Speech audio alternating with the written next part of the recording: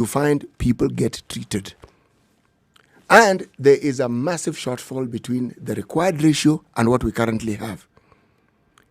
You cannot tell us that these 41 judges will make that. I'm going back to the 41 judges.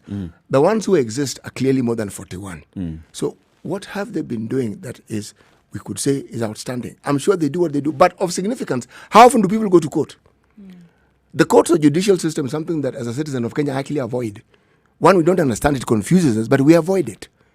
You may go there once in a lifetime, but schools, everybody goes to school at some point. Everyone will seek the attention of a doctor. Kenyans go to these places by the millions. So if you're talking about importance by virtue of the number of people who need these services, I would argue that people come across policemen even more than they come across what you call the judicial system. So much as it is true, the CJ is actually fighting for his corner of government, it is not the only corner of government and cannot be seen in the context that is the most important. It is not. It is one of the important things that we need to look at.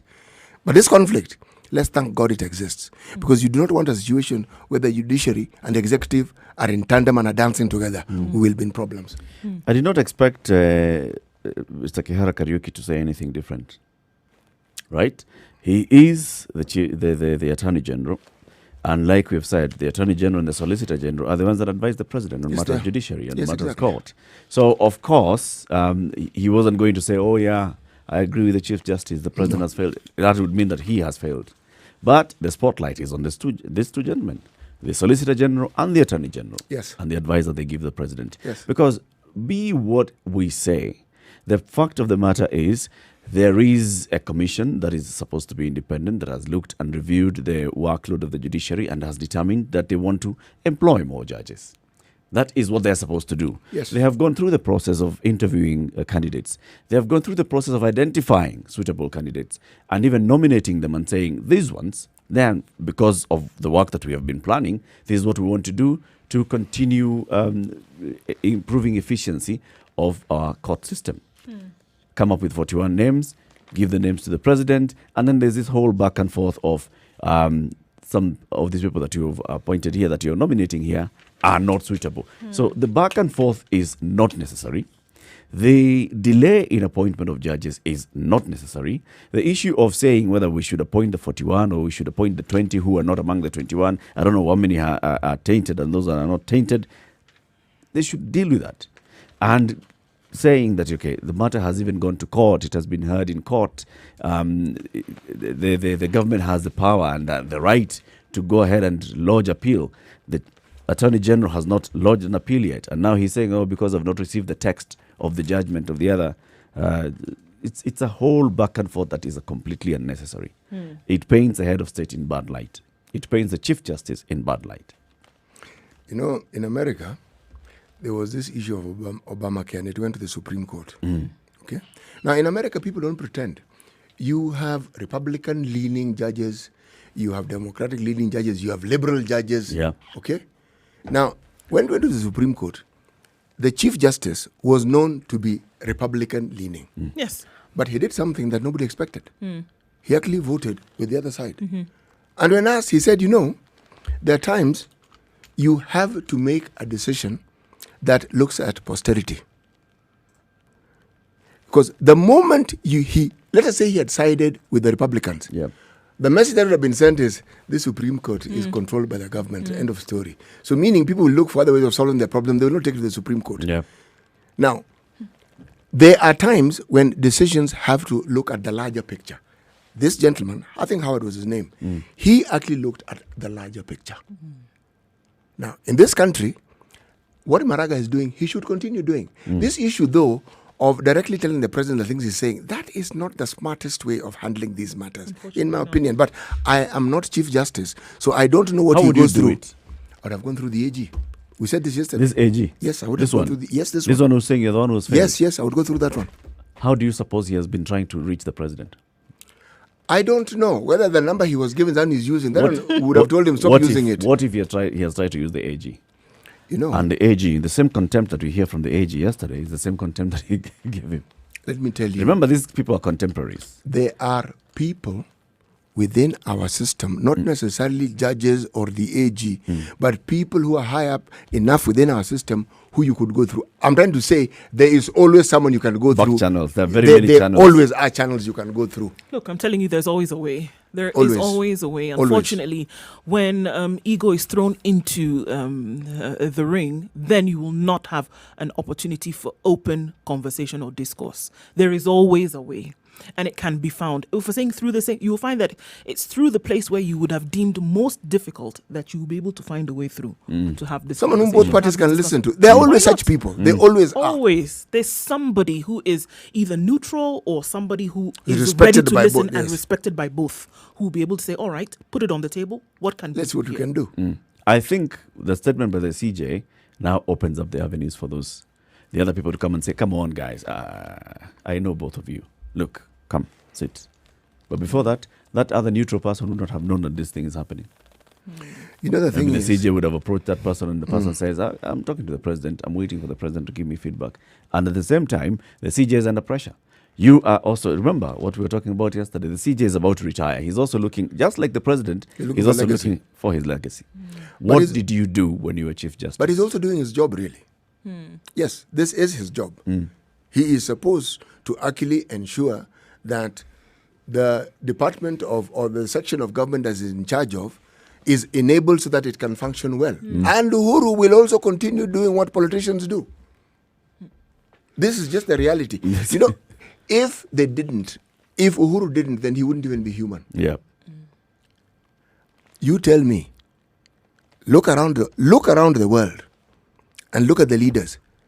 Politicians, they more or less behave the same The way. They same do. way. Yes. Sure. They do.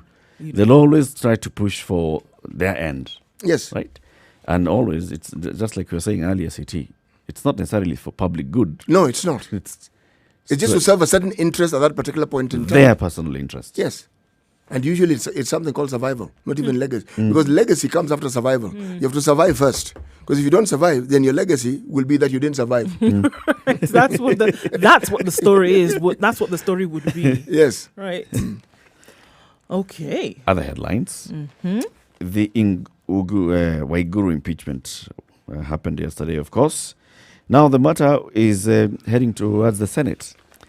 The Speaker of the County Assembly of Kirinyaga is supposed to alert the Speaker of the Senate that this has happened, and then the Speaker of the Senate will take the next steps. And the next steps, according to their standing order, is either ask the Committee of the Whole House or form a small committee to investigate this matter, and then the matter will be discussed. Whether Waiguru will actually go or not is what now is the subject of today's headline. Kicked out. Will Uhuru let her go? Could the governor's luck atop the food table be running out? Time will tell the trajectory of dramatic career since she shot into the limelight in Uhuru's first 2013 cabinet. So this, we'll see. And we'll actually discuss this much later and ask, even our audience to contribute and say, what do you expect to see happening in the Senate when this matter comes to the Senate? Right. Nation? Okay, so of course, Waiguru's impeachment takes center stage, but then also at the top of the front of the nation, Pierre Nkurunziza, 1964 to 2020, Burundi's strongman dies of a heart attack days after his wife was hospitalized with COVID-19. Outgoing president, whose 15-year rule led to political upheaval, was due to hand over power in August. He died at a hospital in the eastern parts of the country 2 days after playing a volleyball match, according to the Burundi government yesterday. There were quite a number of things that were happening in Burundi under his watch, under his rule. He said, and this is interesting because one of the sublines says that he's said to have been a born-again Christian and he was an enigma and he was always organizing prayer meetings. His critics say he was an election-stealing oppressor who led a poor, corrupt government. If you ask many people in the streets of any of the East African capital, they would probably tell you that Pierre Nkurunziza was an election-stealing oppressor who led a corrupt government of a poor country, but had the great heart to send his army to keep peace in troubled Somalia. For those who knew him, even intellectuals who are sympathetic to the opposition, say that he was a formidable politician. True, they say, the playing ground was not level in the last election, which was nonetheless expected to mark the end of his authoritarian 15-year rule. There have been fears of post-poll violence and the potential for the further spread of the coronavirus, which shrouded this particular democratic exercise. So he had handpicked Evariste Ndamashimiye, and who won the election marred by irregularities. The other popular candidate was opposition leader Agathon Rwaswa. So, And number 3 was his vice president. yes, number 3 was his vice president. Nkurunziza's own vice president. It's interesting that they say that under Nkurunziza, the economy of Burundi was practically non-existent, and more than 90% of its people rely on subsistence farming, leaving them susceptible to climatic shocks. More than 140 members of Raswa's party were arrested during campaigns, which was something that had checkered the leg. It's interesting because we go back to that proverb that we talked about today. Regardless of what he did, there are some things that checkered his legacy. And the fact that there were random arrests, there was tales of violence. There were many, many tales of Burundians having to seek refuge, having to seek asylum in other countries because of, violence from just normal government rule, apart from things that would happen during elections. He had barred the foreign media from Burundi. I was about to ask you, this story is sounding like one of those stories that are told by the West of African governments. Right. Hey. So here you go. An economy that is completely non-existent. People, survive on subsistence farming. They're exposed to shocks, climatic In fact, shocks. when you read, you'd actually think that all you need to, you walk into Burundi. And you're dead. Yes, Kabsa. Like you barren streets, pestilence, war. This is what you would see on the streets My of good Nakuru. Lord. And that is not true. My good The Lord. country had problems, yes. It definitely had problems. But much as you can argue that there are people who left the country, the vast majority of Burundians are in Burundi. They're in Burundi. And they live there. And they survive. Yes, okay, you can call it whatever you want to call their survival, but they are there. They are there. And what else do we attribute the kind of economic affairs of Burundi to? External factors. How come we never mention any external factors? All this is because of this one man who is a strong man, and now because he has chosen his own successor, we don't expect any change in Burundi. And now, so anyway, his wife was in Kenya. Is in Kenya. She's still here. Yes, she is. Present tense. She hasn't recovered. This is She's more than a still month. on treatment at the Aga Khan Recovered. Hospital. She's receiving treatment at the Aga Khan University Hospital. She also had attended a volleyball match on Saturday afternoon and was taken to hospital that evening after falling ill. The former First Lady is receiving treatment for an underlying condition after contracting the coronavirus.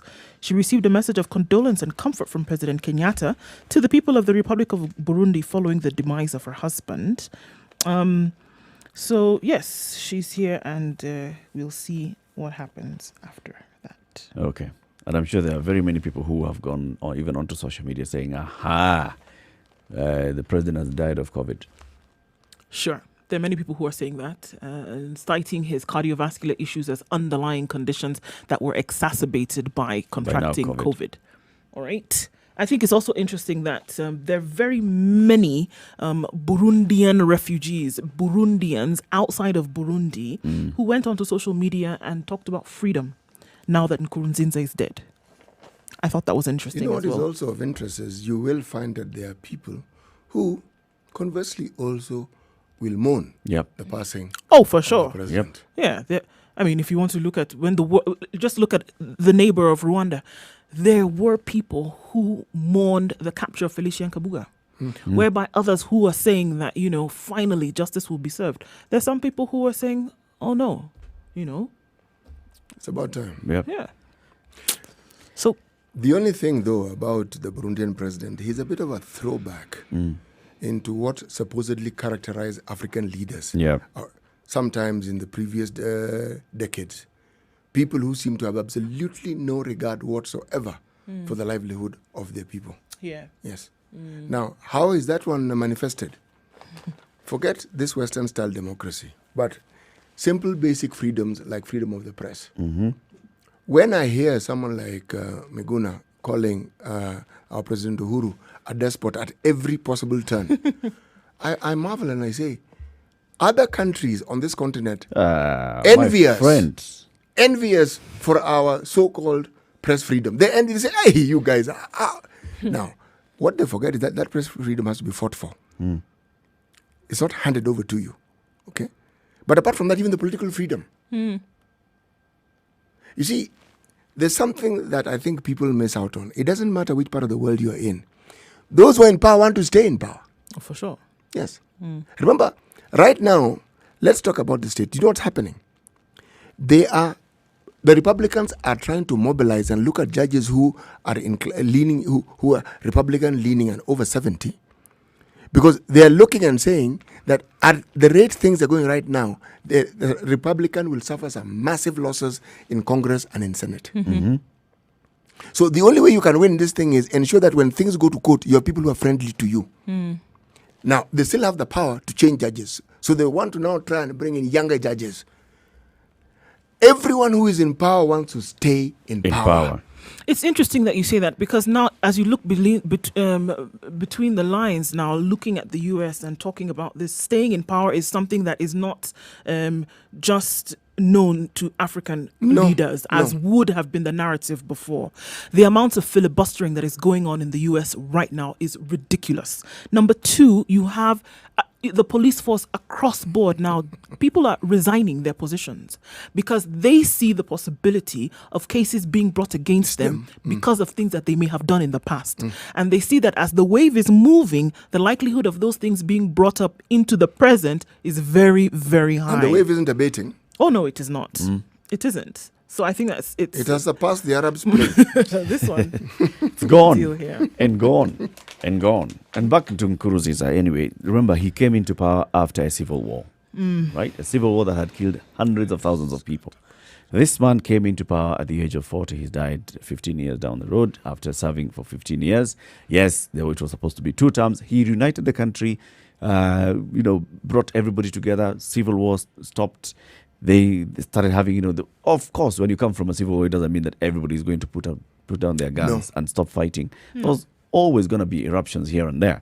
For 15 years, the man was president for 2 terms, and then the 3rd term, there was suspicion that he was going to run a 4th term. He did not. He actually did not contest in this election. So, I think Mgala muwe lakini pia haki yake mpe. Kweli. Sorry? Explain. Let's be fair to the man. Okay. That's it. And Eric has given a very adequate background to it.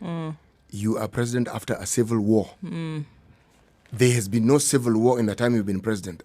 Start there. At least he's done something. He's done something. It's not as though he's just one useless president who just did absolutely nothing. That is not true. I think this is interesting, just as we wrap up this part of Nkurunziza, and they talk about the avocado president and just talking about what he was able to do in terms of bringing people together. And he stayed, there were 2 capitals. So Burundi has twin capital cities of Bujumbura and Geita. And what he did is that he preferred to be away from the elite capital of Bujumbura and be close to the people. And he was known as the avocado president amongst the middle class. And as the country was still recovering from civil war, in Burundi, the avocado is the most popular form of butter for the underclass. By planting the avocado, Nkurunziza has taken the most emotional route to the hearts of Burundi's poor through their stomachs, it's said. He was also big on religion and spent more time praying than he did on the affairs of the state. He also rolled out free maternal care, free maternity services in the country. Anyway, the clock has skipped to 7 o'clock. So there we go. As we do that, today's proverb. Today's proverb: one falsehood spoils 1,000 truths. One. That's it. That's all is needed. Just one. Good morning. This is A Situation Room. It's Kenya's biggest conversation.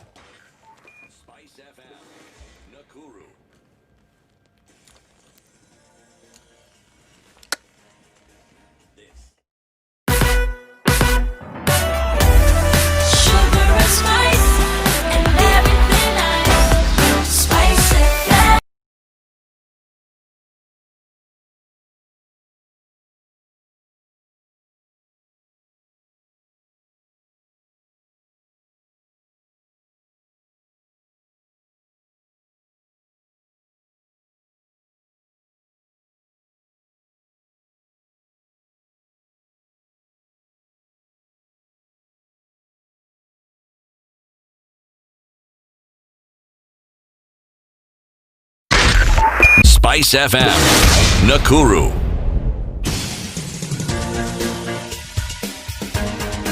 This is The Situation Room, the home of hard-hitting political commentary and penetrating insights about the state of the nation. This is a talk radio experience like no other. The Situation Room, a place for hard truths. The rain is still coming down quite heavily in parts of Nairobi, and we also see that this is happening across the country in Kisumu and now in Mombasa, as well as Eldoret, Nakuru, and Nyeri. So the rain is coming down. Interestingly enough, not many people on the roads as we look around across the country. Coming off of Thika Road back in the capital now, Wayaki Way, James Gishuru Junction, and Rironi is absolutely clear, but it is quite heavy. It's clear on Thika Road as well, but it's raining quite heavily as well. So you want to have your wipers and fog lights up to make sure that you're very, very careful this morning. So there's not much in terms of traffic, but the heavens have definitely opened. So what we're going to say for now is please be very careful. If it does jam up, do let us know what neck of the woods you're in, and we can spread the word about that. And you can reach us on Spice FM KE on Twitter.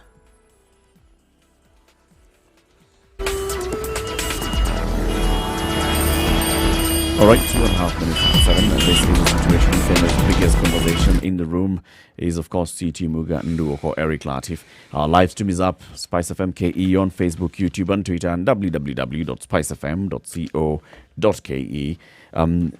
Other interesting stories in today's papers that you see.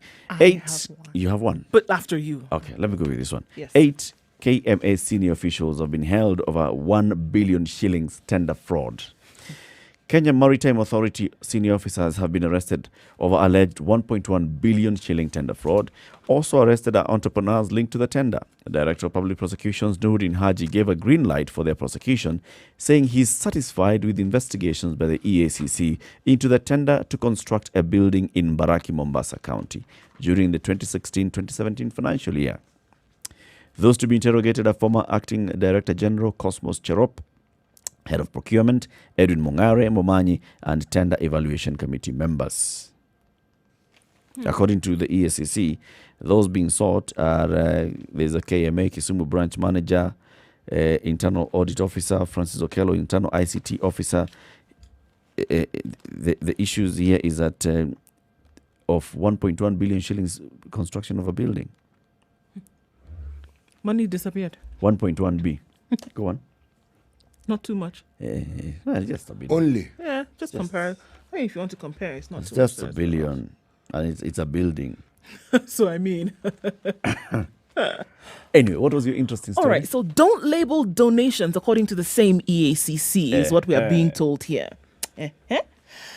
Politicians have been putting their names on items bought using public funds. It would be that the assumption is that once your name or your picture is emblazoned on these things that you are donating, that it is money coming out of your pocket. But an interesting thing comes out now is that these donations are being made using government or public funds.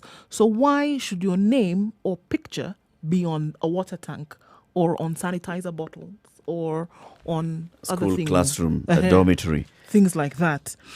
So What is- politicians will have to spend their own money to buy items that they wish to donate to Kenyans to avoid contravening the law.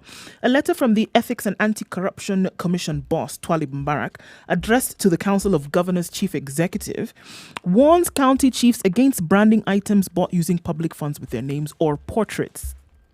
The advisory extends to members of parliament who have been labeling items bought using public funds with their names and portraits. The letter, copied to the CAOG chairman Wycliffe Oparanya, warned that the anti-corruption agency will be monitoring governors' adherence to the advisory during and after the COVID-19 pandemic to ensure compliance. EACC has also shared similar advisories with the Affirmative Action Fund and the National Government Constituency Development Funds Board. Mbarak said the commission has received complaints indicating that such branding is being used to advance personal interests, whereas the items being branded are purchased using public funds. Is Major Mbarak sure he wants to pick this fight? Dun, dun, dun, dun, dun. Is he sure?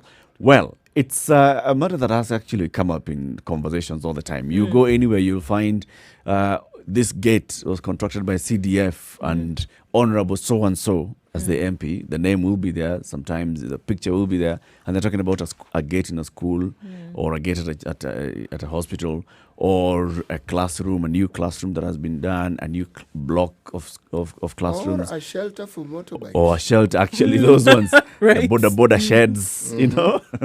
And we saw this one the other day. It was doing the rounds. The one in Nyeri, about the construction of a pit latrine at The foremost in East Africa, no less. Yes. that remarkable structure. Oh yes, Yes. huge picture there. Overall responsibility is the governor of Nyeri, You know, Honorable the post, Mutahi this Kahiga. particular sign and poster was actually bigger than the toilet. Bigger in terms of what? Size. Deeper, wider, what? Just wide. Just you look at the poster. You look at the toilet, Small. the pit latrine.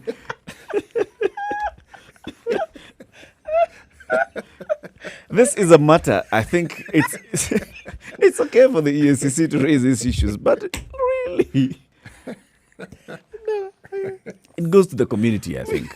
These politicians of ours really push it. Huh?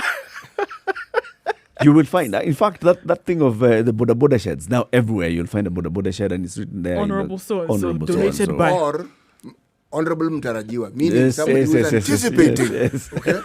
They'll put on some rickety shed there. And again, But if Mtarajiwa is fine because he's used his own His personal own money. funds. Yes. That one is That's okay. fine. Yes. If it's coming out of your The one pocket, who's there's no using problem. the national CDF, Our money that we the one use who's that using the money. county money, but also think about it.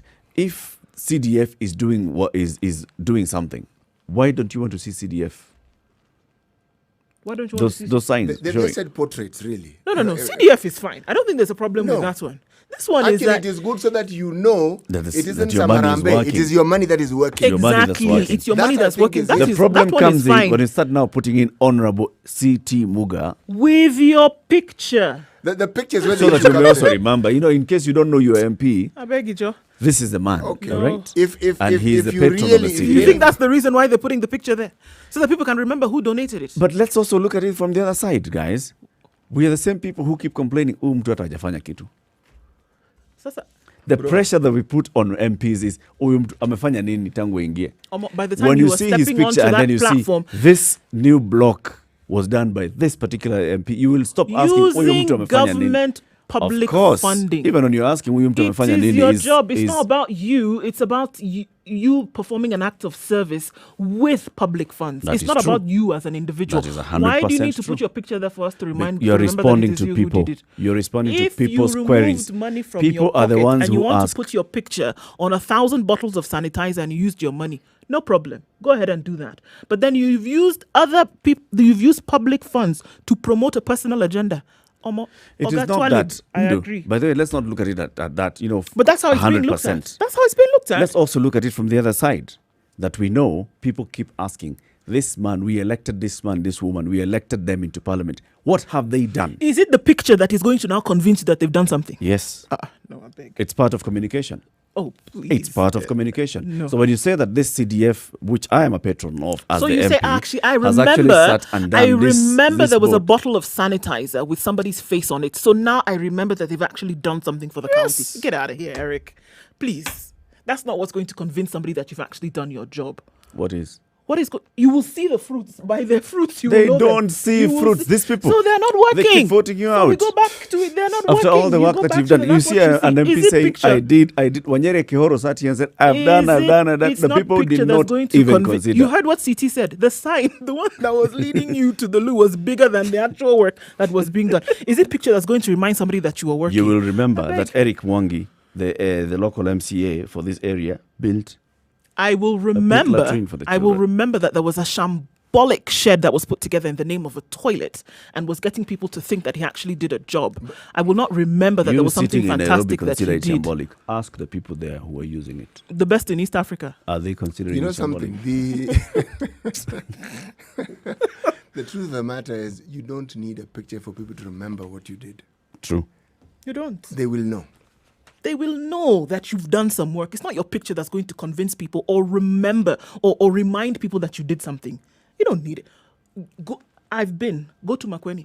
If anywhere, that's where you should enter Makweni and see huge portrait of Kivuda Kibwana. But do you see it? No. Does anybody need to be convinced of what he has done in his county? No. Does anybody need to be reminded of what he's done? No, you does guys. He need his picture? Does he the need his media does a picture very good job on of every that. other street light saying, "Here I am, your governor"? No. The media does by a your very good fruits, job you of will that. know them.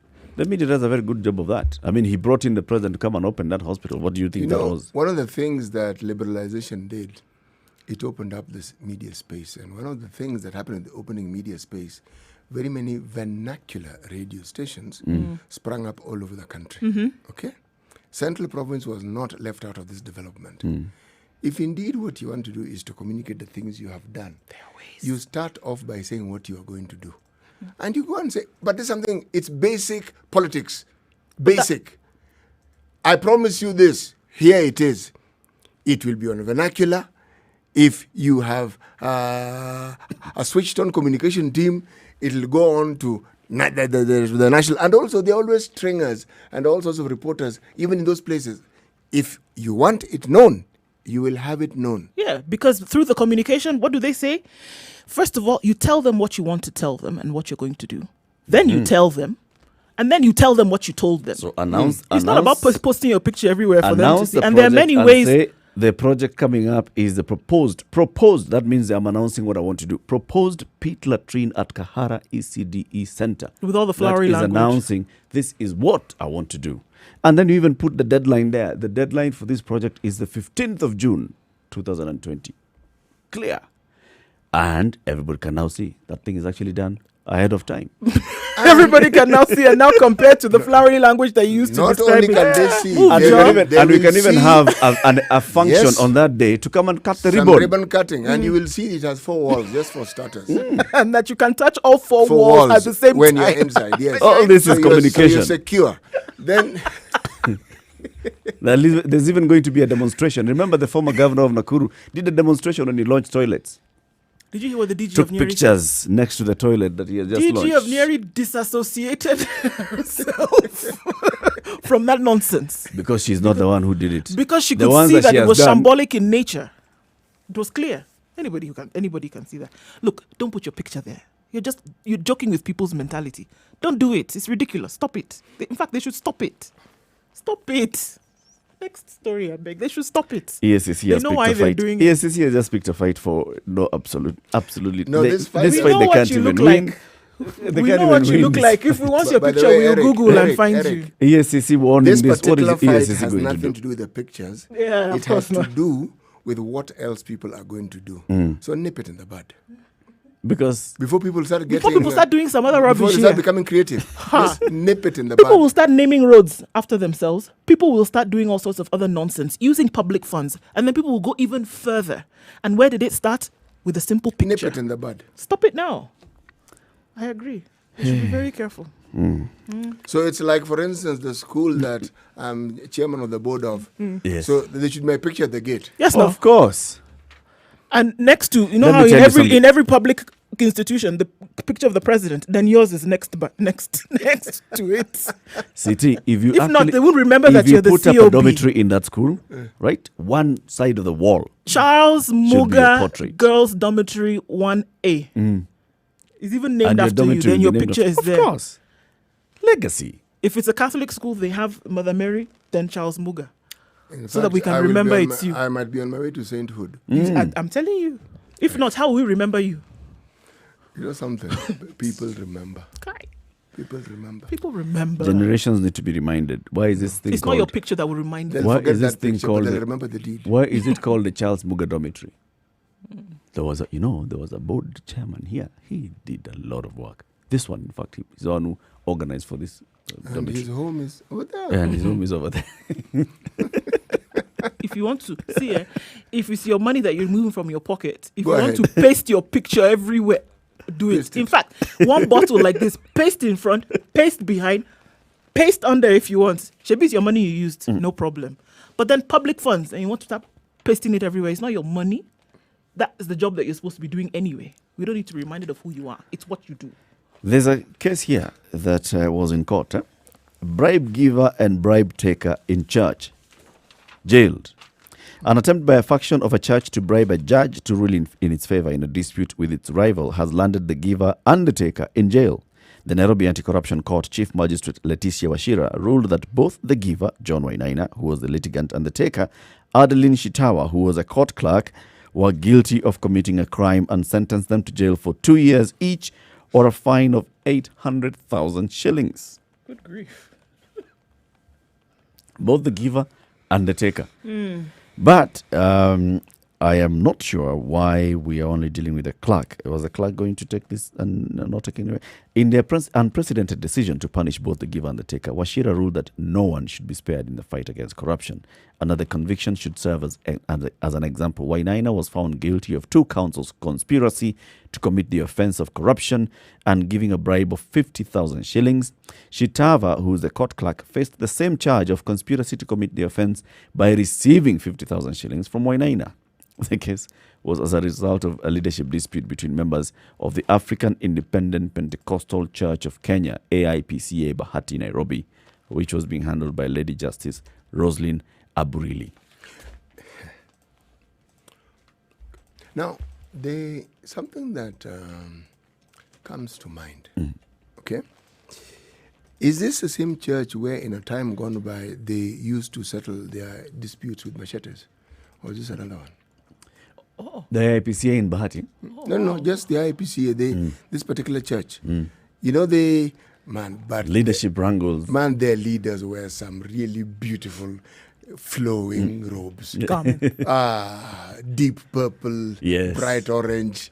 Yeah? And the process, the church processes, there's a bit of Catholicism in it, and there's a bit of Pentecostalism in it. It's a nice mix.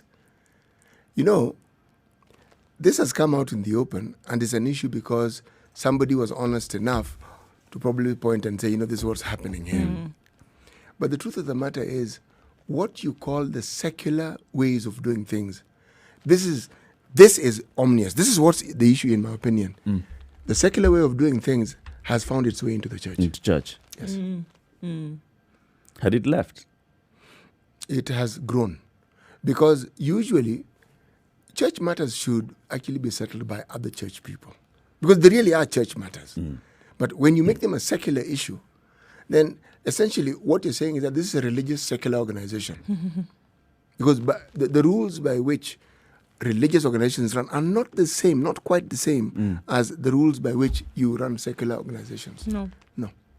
There are people who will come as arbitrators and they're accepted as arbitrators and life goes on. But the moment this thing goes to court and bribes are, okay? But the problem doesn't end there. Bribes are also known to be given when people are vying for these positions because people vote. It's a replica of what happens in our politics. So, this behavior is not just saved for politicians. Actually, no. It goes across board. It's human behavior. Yeah, this is what I was going to say. It is human behavior, but then it's just shared. But then that is why sectors. the moral authority that the church once enjoyed has been eroded as much as it has. People know what happened, so they figure they just stop short of saying this bishop has been bought. They stop short. In fact, in many cases, actually, they do say this one has just been brought here by so and so. So and so. 19 minutes after 7, let's take a look at the weather. Continue to take a look at newspaper headlines. This is the Situation Room. It's Kenya's biggest conversation. Good morning.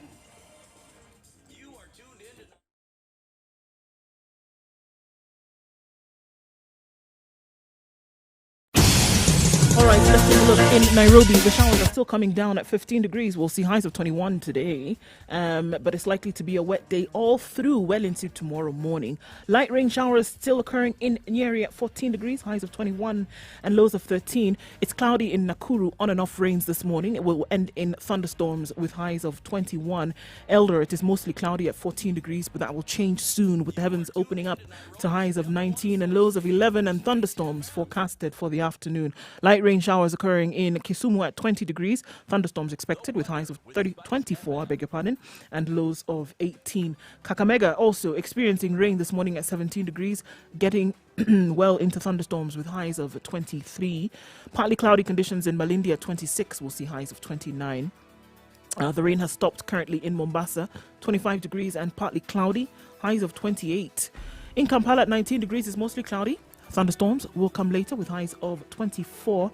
Taking a look then into Dar es Salaam at 23 degrees, mostly cloudy conditions, and the rain will return with highs of 30 and lows of 22.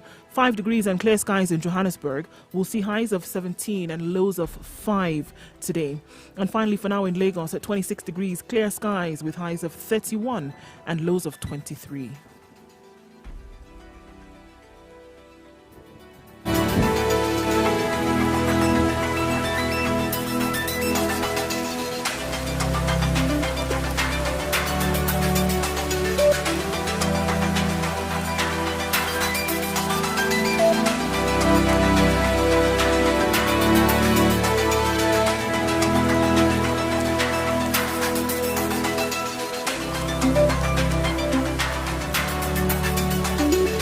Two minutes after the situation. Spice and everything nice. Alright. Spice up your life. This one is going to be a bit annoying. There's a DCI officer. Mature, intelligent talk every morning. Spice up yourself. County Criminal Investigations Officer has denied that on May 31st at Manyata Police Station, Mornings done right. 94.4 Spice FM, Nairobi. Arrested. He faced an alternative charge of committing an indecent act on an adult. Njeru also denied the count of abuse of office charge that on the same date he took advantage of his position as a DCIO and raped the woman in his office. The Chief Magistrate Geshero directed that the accused be released on $500,000 shillings bond with the surety of a similar amount and the matter be heard on the 16th of June. Woman arrested, woman taken to police station, woman released on bond, and then this man is accused of raping that woman. Accused? Yes. Okay. Something happened to her, that's for sure. Yep. There's a case here. Yes, here there's. It's not just. It needs DCI to investigate. All right. A lot is running in Well, your on mind. that note, there's this fear that HIV may be on the increase, especially with regards to the work that sex workers are involved in, because according to NASCOP and also the joint working research groups of the University of Manitoba, University of Washington, and University of Nairobi, said things like condom distributions have been disrupted. By COVID. COVID. And also, the working hours for sex workers has also been disrupted. Right. A lot of these activities were supposed to take place at night. I wonder where they got that idea from, but nonetheless, yes. After hours. After hours. So now they're saying that sex workers are getting involved more with risky behaviors, and a lot of the activities are now in the daytime. I have read this and have said there's something interesting here, because something that you wouldn't have assumed would happen. Many of the sex workers have then gone back home to the rural areas where they came from. Now, since that's the trade that they use for doing business, it's being argued that the normal precautions that people would take in times that were considered normal are no longer being taken. Why?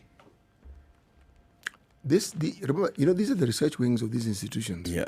So what is being reported here is something that they have found.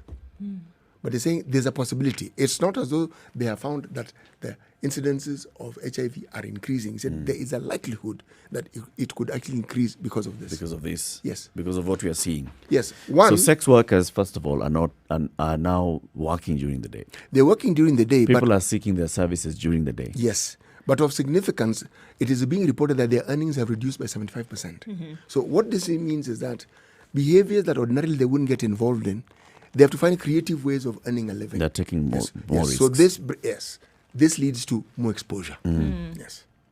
Remember, the HIV virus is a virus, and much as COVID has preoccupied and occupied our minds, HIV never went anywhere. It just sort of like sat back, and it's something that we got accustomed to and we got used to. But its dangers were still the same dangers that they were before. The likelihood of it causing the problems that it previously caused are still the same.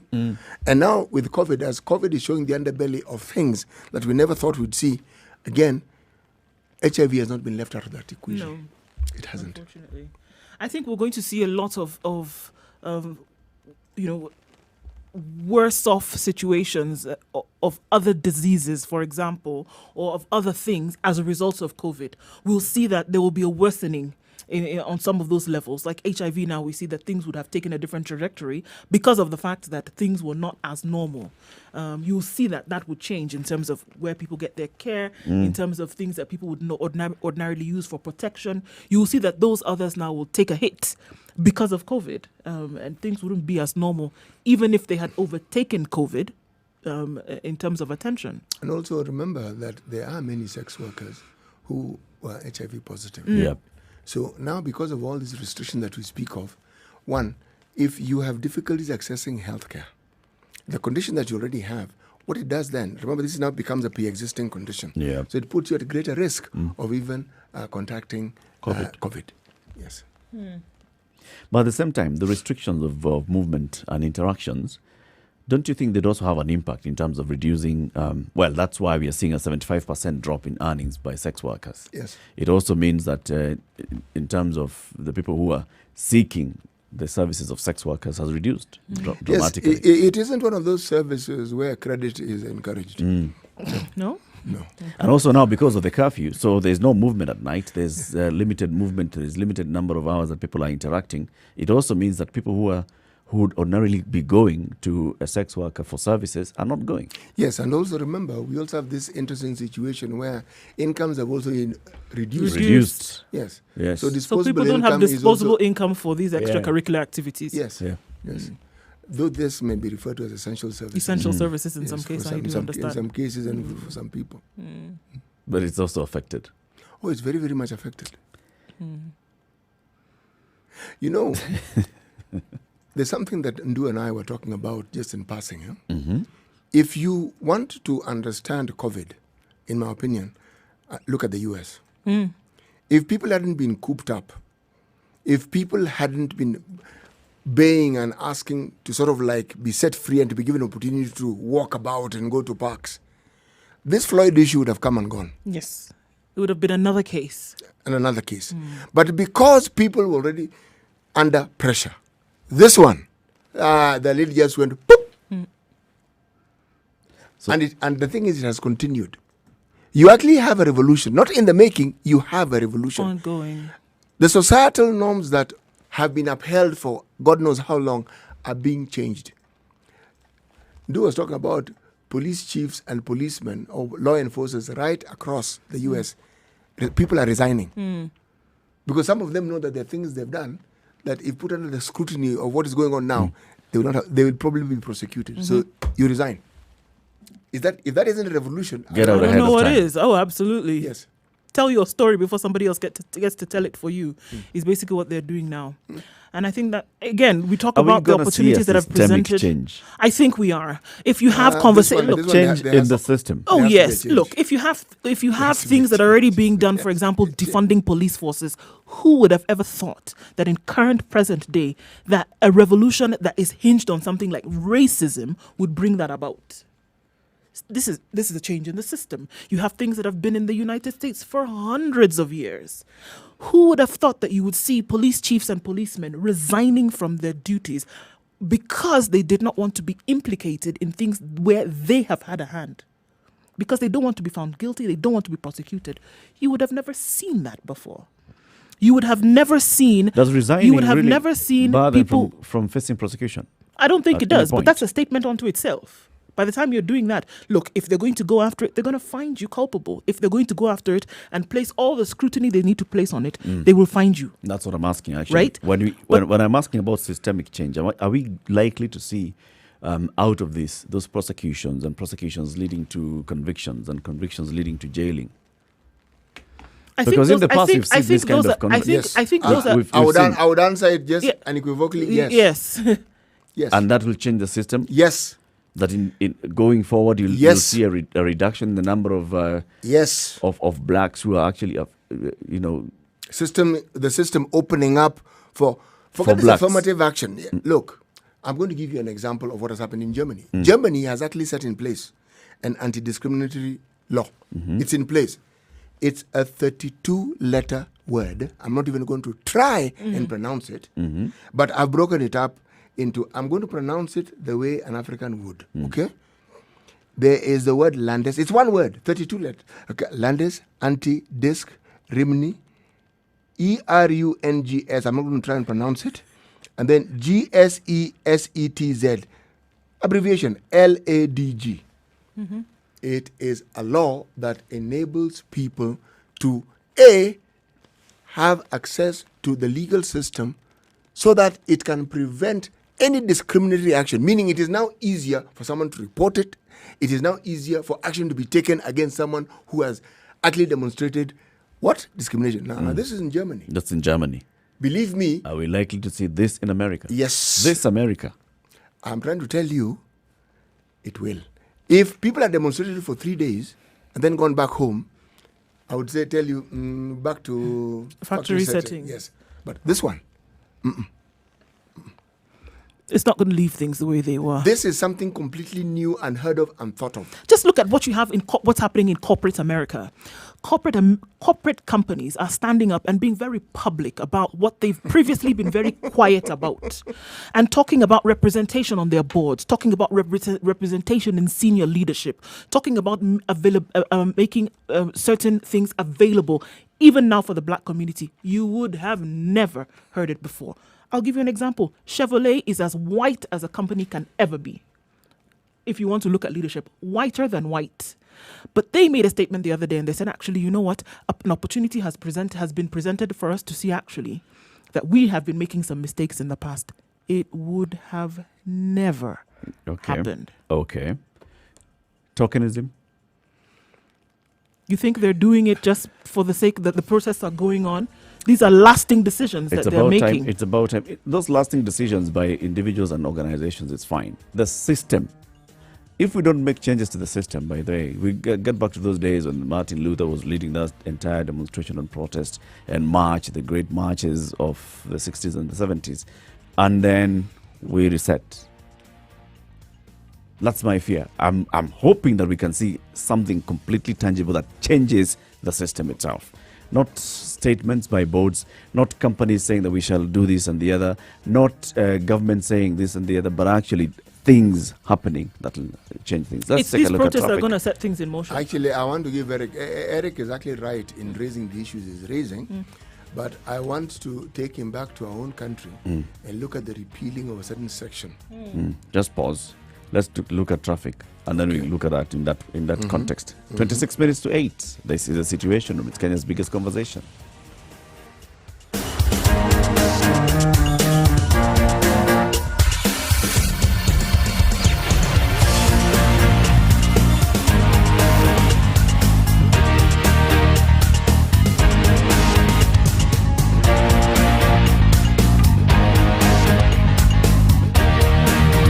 Despite the rain, it's bumper to bumper on Thika Road today, right around Survey. The rain is coming down in sheets, but people still need to get where they're going. Utawala on the Eastern Bypass is not moving at all, and it is a gridlock there. It's going to affect traffic then on Mombasa Road, and it has already done that already, and then all the way down towards Thika Road coming out on the other side. So we already know that that is going to be a problem. People are moving slower and everybody's out at the same time, and the heavens have not let up. So the rain keeps coming down and it's quite slippery wherever you go, and everybody's on the roads right about now. And unfortunately, we have an accident right just before the Nyayo Stadium roundabout involving quite a number of vehicles, and the traffic is building up because of that. Visibility and response time is affected because of the rains, so you need to approach with caution, and please be as careful as you can so we avoid some of these issues. Jogger Road getting into the CBD right around the City Stadium roundabout, that's a clog up right now. So everywhere you look, there is some traffic, guys, and the rain is not making things easier. Please be careful. Let us know if you see something we should tell other people about. Spice FM KE on Twitter, that's how you can reach us, and we'll spread the word.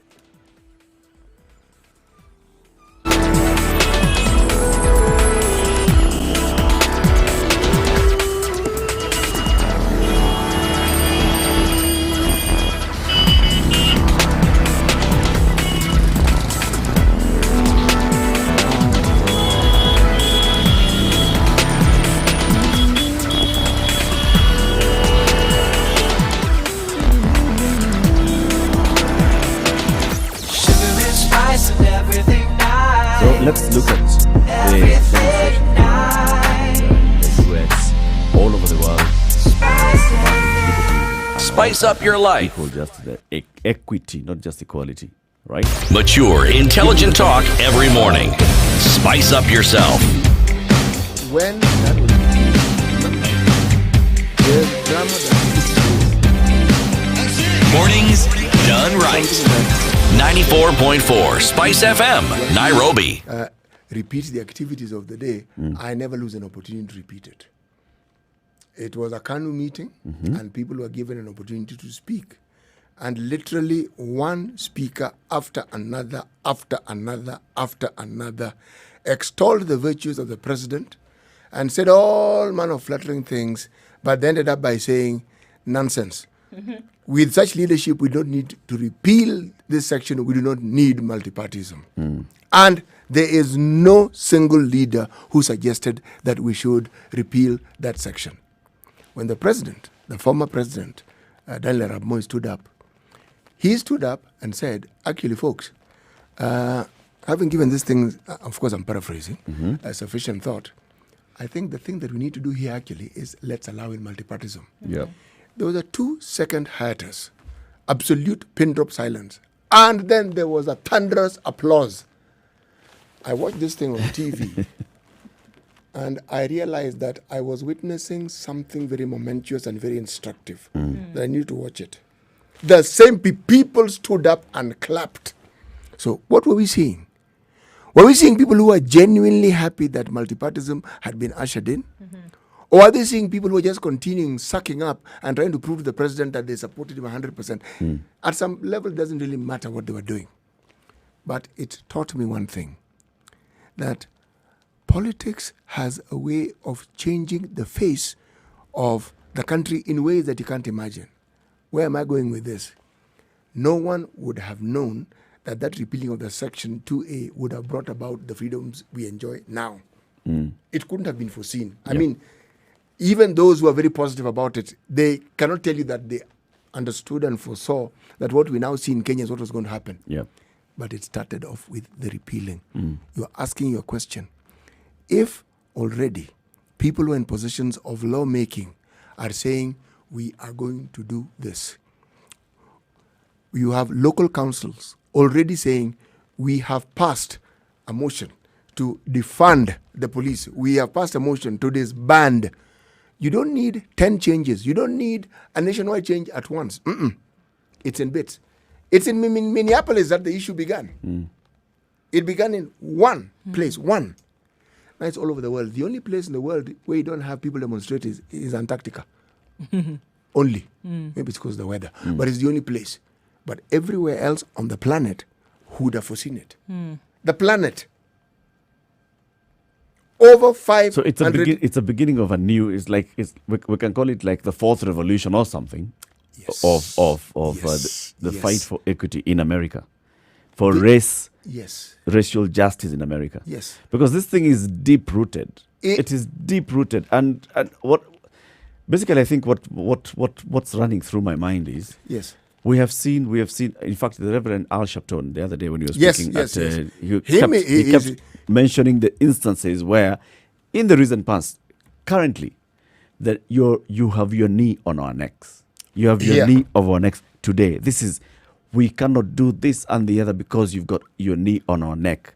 Now I'm wondering whether this knee, we have actually gotten to a point where we are moving the knee itself. Or we are getting to a point where the knee is basically just going to be released for a bit, and then we see a bit of change, and it's going to appear like tokenism. That knee will remain there for a bit, but it's still oppressing people. Because the oppression is deep-rooted. Take the view that the oppression was considered beneficial. And what you're saying has been the truth in that every time something happened, a little change, just a little. Yeah. But essentially, you maintain the status quo.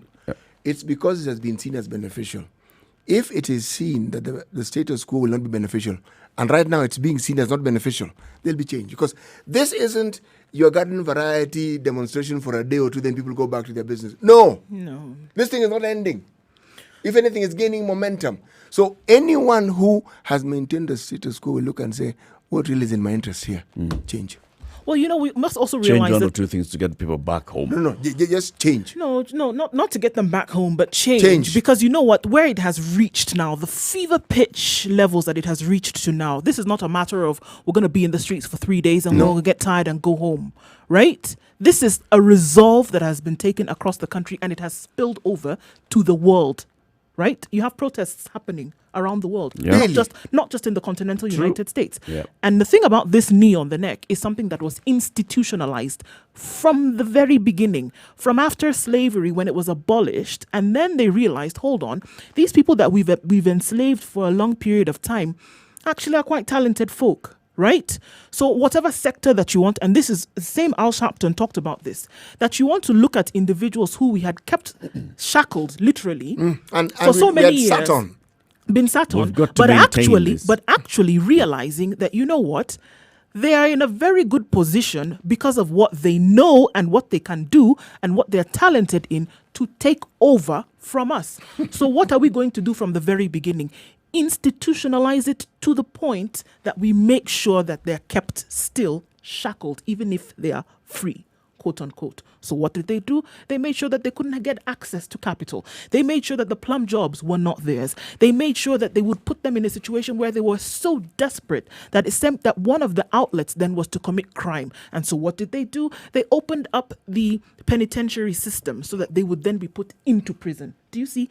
Institutionalized from the very beginning.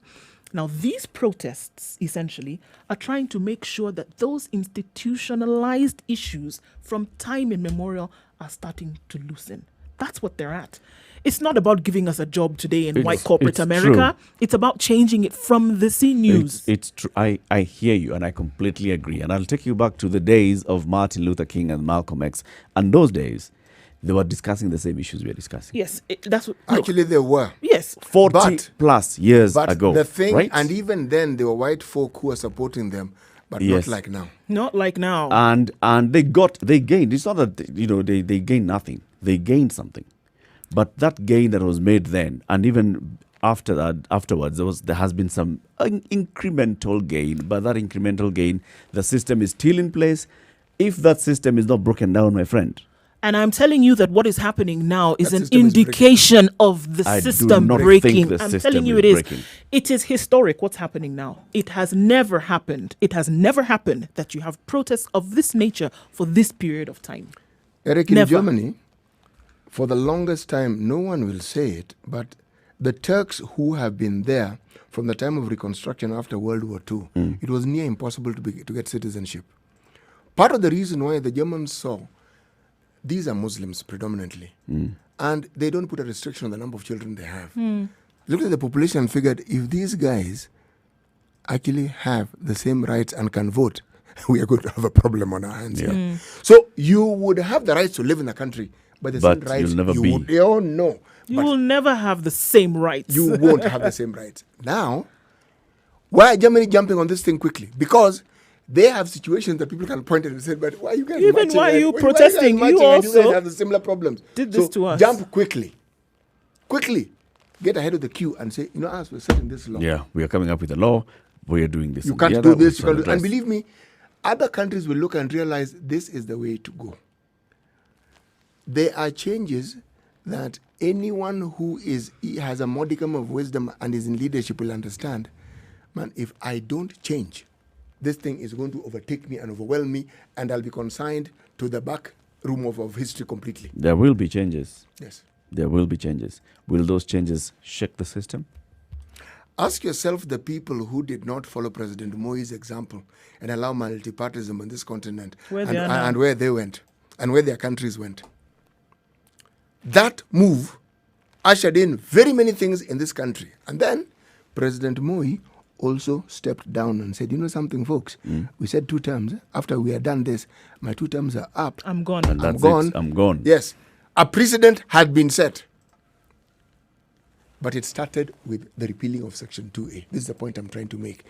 Much as these things which were institutionalized, the institutionalized discrimination have been like the pillars of the society, you will see the breaking down of these things incrementally. The only thing about this time that we're living in, the incremental change will not be slow. The times It's going to be faster. it's going to be much, much faster. How many years do you give it? No.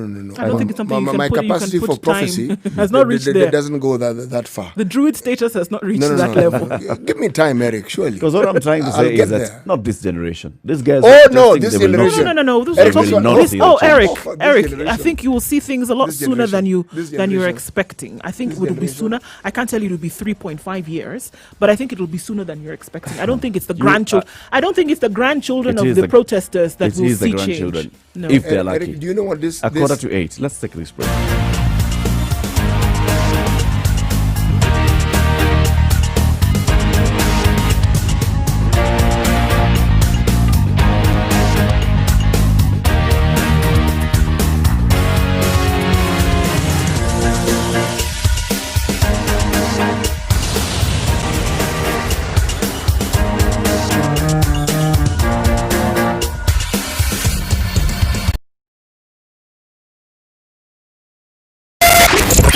.9 Spice FM, Mombasa. Welcome to Spice FM, the best exclusive radio station bringing you the best mix of the best music ever. It's 13 to 8. The situation continues. Let me read you some statistics that are published by the World Economic Forum. Right? 7 stark statistics that show how deep racism runs in the U.S. society. The average black household has $17,100. Right? The average black household. While the average non-Hispanic white household has $171,000 US dollars. Per what? Household. I know, but over a period of time. Yeah, per yeah, year. like annual. Okay. Right? It's a household income. Let's look at it, annual income. Black applicants are more than twice as likely to be denied a mortgage, according to one Florida study. Okay? More than twice as likely to be denied mortgage. While contributing to the situation where, across the US, 41% of black people, only 41% own their own home. All right? And this, if we compare to what happens in the white population, 72% of white households own their own homes. Systemic, deep in the system. Systemic racism also puts the health of black Americans at risk. Following a history of dangerous medical experimentation on black people, we've talked about this before, black Americans are likely to place less trust in their doctor than white Americans. Black women are also 3 times more likely to die from pregnancy-related causes. 3 times more likely. Black Americans are 2.4 times more likely to die from COVID-19 because, of course, of the historic issues of Lifestyle diseases and their healthcare system and how they access it. Factors including social inequities and racial bias in healthcare systems. U.S. law enforcement treats black Americans with more violence. That's we've seen. In 2015, 40% of all the unarmed people fatally shot by police were black men. Unarmed people shot by police to death, black men, even though black men are just 6% of the U.S. population.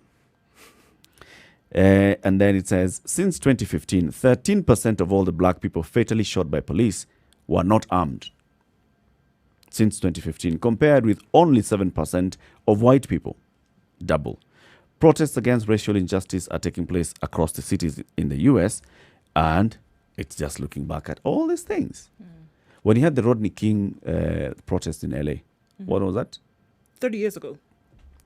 And then after that, we also saw in 89, the 5 black kids who were arrested and taken to jail. And for a crime they had not committed, and the system did not want even to listen to them and look at them and wonder and investigate properly and see whether they are the ones that had committed this. We still see We do. that. We do. And it's because they've been able to get away with it. And that is now what you call impunity in action. They did not see why they should change. For who? Yes. Now there is need. There's a subtle change here, Eric. The subtle change is that those who belong to this generation actually have an opportunity and are taking the opportunity to show leadership. The thinking that you're talking about belong more to the people of my generation. They grew up in a certain era of discrimination, and they were more or less conditioned to accept certain aspects of it. The younger generation don't want to accept it. They do not see why they should accept it. They're not even acceptance is not even in their purview. it's It's not a matter of, all right, well, maybe I'm going to Well, let's back consider- down. No. It's not about that. It's not about backing down. It's about an insistence on change.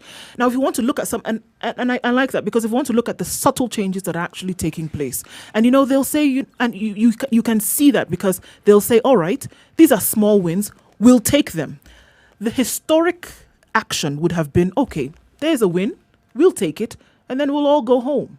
But you take a win and you keep pushing because you say, we want more. And the more that we're looking for is not some tokenism that you're going to give every now and then. It's going back into this system that's giving us these statistics and saying, let's start to chip at that and say that that's where we want the change to see. 30 years ago, during the Rodney King riots in LA, you would have never seen that an individual who had perpetrated, like the policemen that we are seeing now, who are currently standing trial, that a charge would have been given, and in less than 24 hours, that charge has been changed and gone up one notch. From third degree to second degree, 30 years ago, would have never happened. Those guys would never even have seen a courtroom. They would not even have been arrested. Or if and they in saw- one day, 4 policemen lost their jobs. Second day, they were arrested and charged. It would have never happened. Not only And that, and if they went to if court, that's not a change in the system already starting, I don't know what it would is. have been a white judge, a white jury. That's Done it. and dusted. Kusha. That's what we saw. This change that we speak of, if there wasn't the generational element in it, which to me has become prominent, and if you just look at any picture of the demonstrators, those people are young. And they're not joking, they mean it. Some of them, I think, had not even confronted the reality of discrimination in their own country. And it's hitting them for the first time and they're saying, goodness gracious me. This is the thing. And the people they're blaming, my generation. You mean you guys have been lying to us about this thing, and this is what we've been having all along, and we've been happily feeling that we are this great nation with great values and yet we've built this greatness on the bones of people who are actually part and parcel of this particular nation. And you know what? Another thing that's very interesting is that you have white folk who are protesting, and the resolve is just as firm and just as strong as the black folk who are protesting. Look at the march on Selma, Alabama with Dr. Martin Luther King. In his time, it was 78% black. You had 22% white folk. Now, look at what is sprinkled across the United States. Look at prehistoric white countries in Europe that are protesting, joining the forum because they understand this. And you have white folk in dominant organizations, dominant sectors of society. And what are they saying? You know what? Now that I see it in the way in which I see it, which gives now credence to what you're saying, CT, now that I have seen this in the way that I've seen it, I don't want to be part of this either. And I don't want to live and operate in a society that treats other people, not black people, other people this way. So the wind of change is not just flowing or blowing in one direction. It's taking everything with it. And I think it's clear from the last 15 days. It's like days. Montana, which are 90% white. People are picketing and marching in Montana. 90% white. Hicktown. You can't even White discuss as the issues of cream. discrimination that if you're black, you'll just be seen as an oddity. No, it's not that they're going to discriminate against you. They don't see black people very, very often. So they say, oh, okay. It's like a museum. It's very good. So we've is been nice. joined by one of these people from this other planet. That sort of thing. They're marching. You know, this one is different. It's different in the sense that it has caught, should we say, a certain rhythm and tenure and temper of change that it's like the world has more or less been waiting for and was ignited by COVID. So now, it has flown the coop. It's going to gain momentum. Yes, it is. Oh, And it's gaining, but we're seeing interestingly it. enough, when you look at the history of it, and when Rodney King was buried, a few days after this, the riots in LA died down. George Floyd was buried yesterday. At the time when his memorial service was going on, the protests were still happening around the states, even now. Yeah. Still going on. The man has been buried. May Yeah. God rest his soul. But guys are saying, okay, let him rest. We are going to continue. Because Okay. this cannot happen again. Okay. So what are they asking for specifically? This is the thing. It's the Those- systemic change that they're talking about. Because you can't stand up and say we're going to protest and say end to racism tomorrow. That's not going to happen, right?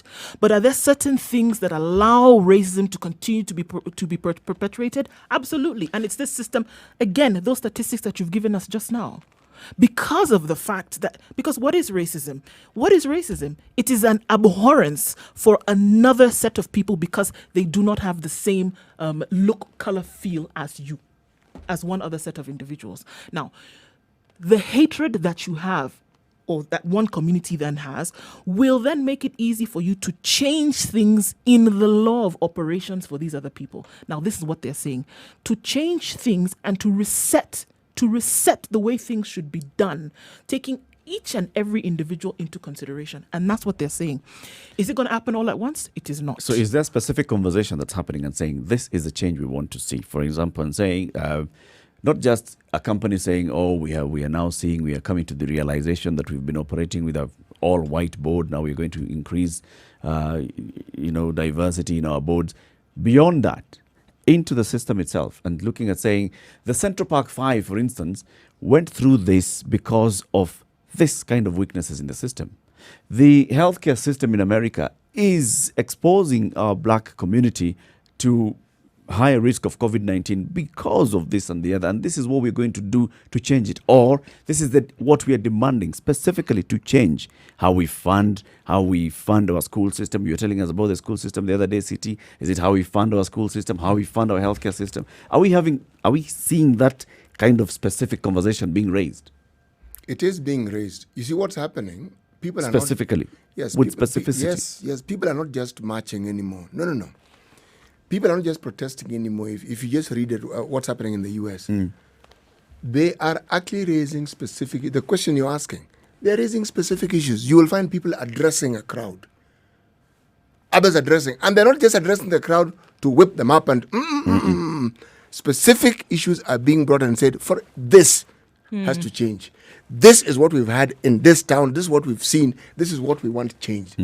Your question is actually answered adequately by the nature and the evolution of these protests, where specific issues that people feel strongly about and they wanted to see changing are actually being talked about. So it's not just marching. You march, time when people stop, people are given forums, so-and-so speaks, another one speaks, another one speaks, and they're not speaking and whipping up emotions. They are discussing issues. This is what we want to see at City Hall. Changes at City Hall. Yes, and changes this is what at we the want White to see Houses. when exactly. There are people who are supporting bills already, and I just got that information out. There are people who are supporting bills, for example. New York Governor Andrew Cuomo has announced his support of a bill to make reporting false crimes a hate crime when racial, ethnic, sexual, or certain other factors are involved. Because that's what it used to be. Some lady in Montana, for example, picks up the phone. Oh my God, there's a black man in my yard.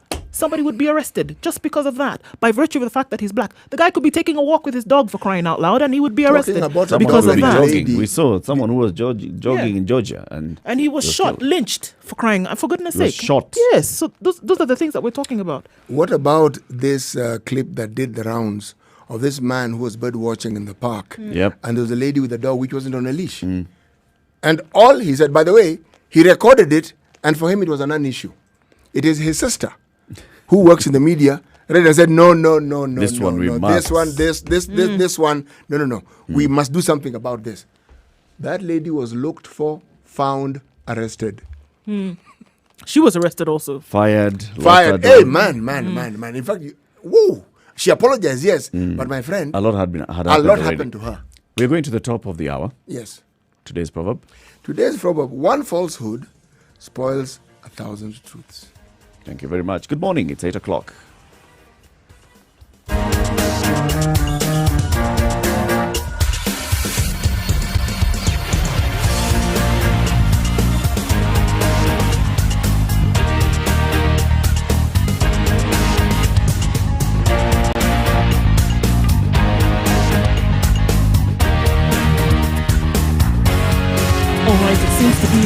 This morning that's going to cause a lot of problems today, and unfortunately folks are overlapping from Garden City and then even further back Safari Park Hotel, and then moving forward Muthaiga, and we know that the showers are attributing to this. However, we also know that people are overlapping. Why now? You guys should stop this kind of thing. It's not good, I beg.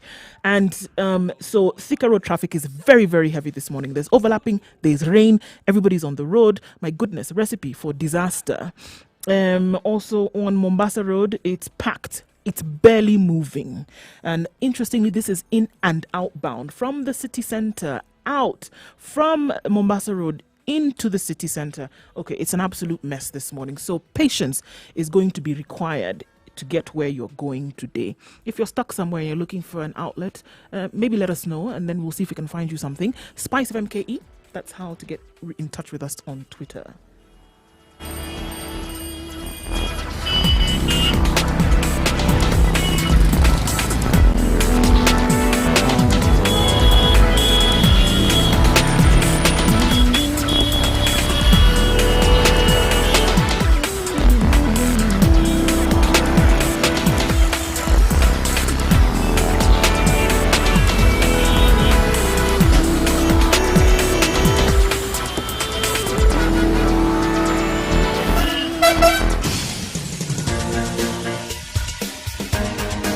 This is The Situation Room, the home of hard-hitting political commentary and penetrating insights about the state of the nation. This is a talk radio experience like no other. The Situation Room, a place for hard truths, debates, and elevated conversations. The Situation Room, witty, political, engaging, deep, controversial. In the room, we have C.T. Muga, researcher, academic, seasoned political observer, a fountain of wisdom in these politically uncertain conversation, broadcasting on 94.4 Nairobi, Mombasa 87.9, 102.5 Kisumu, Nakuru 96.0, Eldoret 96.7, Nyeri 90.9, Malindi 97.7. From Nairobi to the world on www.spicefm.co.ke, SpiceFM KE on YouTube, Facebook, and Twitter. You can join the conversation on 0719-012-600. So, the CS for the National Treasury, Ukur Yatani, is tomorrow expected in Parliament, in the National Assembly, to deliver the budget statement for this year. In this budget, he is basically going to talk about how he wants to spend 2.73 trillion shillings in the next financial year, and how he wants to raise 2.7 trillion shillings in the next financial year. We know that KRA in the last year or so has been raising about 1.5 trillion. Kenyans have actually been paying tax to the tune of 1.5 trillion shillings. We had a conversation here with a senior manager at the KRA, and he was telling us about their desire to widen the tax net, and this is the time when we were talking about the TTT, what's it? The tax for the small organizations, small companies, right? Mm-hmm. And he was basically telling us how they want to go ahead and start taxing mama mboga, start taxing kiosks and such, and how they were going to roll it out. Now, in this new proposal by Ukur Yatani, which has already been presented to Parliament, they have come up with a new avenue that they want to tax, and this is digital economy. Digital economy, if you think about how the digital e-commerce has basically grown in the country over the last couple of years, is now we have platforms that are offering music, video, platforms that are offering you to actually purchase goods, and the goods are delivered right to your doorstep. Mm-hmm. Platforms that are allowing you to offer your services online. For example, CT Muga wants to train a group of people. He basically just goes into a platform and he has an online course. That online course now, CT, you need to pay tax for it, and there has to be VAT on it. So KRA is now looking at raising VAT through those value-added tax through those online services, and also income tax on those online services. It has basically gotten to a point where people are really confused. What are you saying? Are you saying that now services like Uber and other taxi hailing apps are going to attract VAT? Are you saying that if I buy things off an online platform in Kenya and it's not even domiciled in Kenya, I need to pay VAT? Are you saying that if I want to post something on Facebook and I want to promote the post to reach more people because I'm selling a certain service, then now Facebook has to add some VAT element into it? What exactly does it all mean? If I come up with a website and on this website I allow people to come in and subscribe, does it call for that? When you talk about e-paper, Standard has an e-paper platform and people are subscribing onto it. Now we're saying that we add VAT into it. So we need to understand what this all means and what does that portend to small businesses that were looking at this as an avenue, basically to lop into this one, grow as a business, and make your income from there? All these taxes, and they assume that the businesses are going to grow. That's the other question. How do you support the growth of this business or this particular sector? Have we reached a point where in this country we can say our e-commerce has actually matured, now we can start reaping from it? Or are we still at that stage where we are saying, let's nurture this, let's allow this to grow so that we get to a point where we can now look at them as revenue streams? It requires a lot of understanding. It does. And let's ask these questions to the people who understand these things. We are joined by a partner of Aviva Africa Consulting, Edward Mwachinga. Edward understands matters of tax and law. Edward, good morning. Good morning, Eric. How are you today? Salama kabisa. Good to have you back on the show, Edward. Thank you for having me again. So you've just had the introduction that I've given. I'm even trying just to understand what exactly is the government trying to do here. Where are they heading? What's the agenda? Okay, yeah. Thank you, Eric, for inviting me to discuss this subject. So what you have seen, yes, you have described what has happened with the finance bill. And also, perhaps a few weeks back, the minister also introduced some regulations for the implementation of a provision in the VAT Act, so as to levy VAT on this digital economy. It's part of a wider effort by the policymakers to widen the tax base, which is something that, as you have correctly said, they started with the turnover tax. That's the one. Then turnover tax. Then you are looking yes, at not TOT. TOT. Yes. Yes. So and then you remember when at the advent of this COVID-19 situation, the president came in and made some tax pronouncements, behind which, of course, there was a bill that did a lot more than said. And in that bill, in that act now, they reorganized a lot of exemptions from income tax and VAT perspective. So all this, there's sum total of all these efforts, and now this introduction of these regulations and the finance bill and so on is to widen the tax base. That's what they're trying to do. And especially now that the top rate of income tax came down, corporate tax rate came down. So this widening the tax base is going to balance the revenues for them. That's a script. That's their thinking. That is their thinking. And you might ask, why now? You've asked why now? Should we not nurture the digital economy or the e-commerce and so on?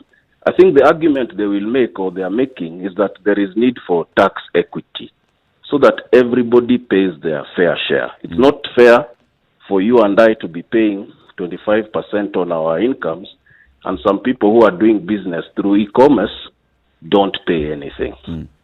So it's also a move to increase equity, let everybody pay some money, and widen the tax base, not just to digital economy, but to other also hard to tax sectors. So if I'm to understand what you're saying, is that there seems to have been an admission that there was an unfairness to the taxing system. So as to balance it out, they brought in another cluster of Kenyans who previously were not paying tax to pay tax. Is that the thinking behind it? I think that what you say is that there is always an effort to bring more fairness. I don't think that anyone admits that there is an unfairness, but to bring more fairness. So when there is a lot of people with exemptions, for example, I personally, think that is good. That you limit the exemptions very much, spread the burden, and then reduce the tax, so that then the burden is less for everybody. Let's get to that definition first of all, or even just a description. What is this e-commerce that what areas of e-commerce are we targeting? Okay, so now what the way that this has been defined, so we'll have to split the VAT and the income tax. The income tax is new. The VAT is not. So with the VAT, there was a provision that was introduced when the new VAT Act came in 2013, where they defined these type of services as electronic services. And further subdefined them, and listed the services, including websites, web hosting, software and updating of software, self-education packages, stuff like that. Okay, so now what has happened now is that the regulations that were published have expanded that list to include what you spoke about, e-papers and others. Yeah, if these supplies take place in what they are calling a digital marketplace. Now, a digital marketplace is defined as a platform where the buyers and sellers interact directly. So the platforms that you talked about, say Uber, would be one such example, or Amazon, where you go in, you buy something. Now, from the VAT perspective, these regulations are only applying if the supplier is a person outside the country who is selling directly to a consumer like you inside the country in a B2C transaction. So it doesn't apply to a person who is here in Kenya who is doing the same. It's only for the person outside supplying directly. So like a Netflix is giving you a movie. Yeah. When you download that movie, VAT becomes applicable. So now Netflix basically is going to attract a 14% extra charge for VAT. Absolutely. And then what the regulation also does is that then, because these people are not around and so on, it's creating a simplified method for them to register for VAT and be able to comply. That's the import of those regulations. There are some few technical issues that might be sorted out during this public participation, but that's the import. So on the income tax perspective, however, is different. That applies to everybody, whether you're here or you're outside. So if you are providing services through this digital marketplace, then this digital services tax is applicable. And is this at what percent? Okay, so the digital services tax is at 1.5%, and the base of is a little bit controversial because it's on what is called the gross transaction value. Now, if I give you an example, you go into an Uber, the Uber person charges you 200 shillings. Your trip, right? The taxi for your trip. Uber itself gets paid, say, 20 shillings. Okay. It's not clear whether that 1.5% is on the 20 shillings or on the 200. So that is earned by Uber because Uber has made the service, or on the 200, which is the gross transaction value. Yeah. Yes. Yeah. That's some of the issues that maybe should be sorted out with this parliamentary process, and if there'll be regulations that will be issued thereafter. Edward, there always seems to be, every time something like this comes up, when an announcement has been made by KRA and the powers that be of a new tax every now and then, it has been met with animosity often. Is this really primarily a way to widen the tax base, or is it an avenue through which then KRA hopes to meet its threshold of collection of funds? Yeah, so that is that's the big question. Yeah, you see, in a proper tax policy, you want some stability in your tax policy, so you don't make changes every now and then. You make changes and then you let that play out, and then you make changes much later and so on. The trouble here is that there's been quite a number of changes, sometimes being done in a way that some may call in an ad hoc manner. So that then it looks like it's just an effort to plug gaps, Yeah. as opposed to creating environment, a good, stable fiscal environment that allows those sectors that the country believes to be strategic to thrive. Yeah. So because I'm looking at this and thinking of the entertainment industry, for instance, if I think of Safaricom and the Skiza tunes, this is one where the person, the purchaser, is interacting on the platform with the seller. So this will attract now this particular tax, right? Yes. Now I we think are so, yes. we are coming to from a point where the government itself, through the president, has been trying to really promote this sector, to say we are going to ensure that our local creators have various avenues of selling their product, or selling their product, their music, their videos and all. And then suddenly you come and impose this tax. Basically what you're saying is you're making it more expensive for consumers to buy music on these platforms. Yes, you are. Yeah. It will of course trickle down to the consumer, because the business people try to expand their margins, and it's not imaginable that they will absorb this and not pass it on. So things will become more expensive. But there is something else that should be of interest to you and to the listeners. This conversation about the digital economy is happening all over the world. Now, in the discussion around the world, there is also some move to bring consensus, an international consensus on how the economy should be taxed. Now, I don't know if you may have seen that recently, in fact 2-3 days ago, the U.S. Department of Trade instituted investigations into the proliferation of digital services tax in countries that are targeting U.S. companies.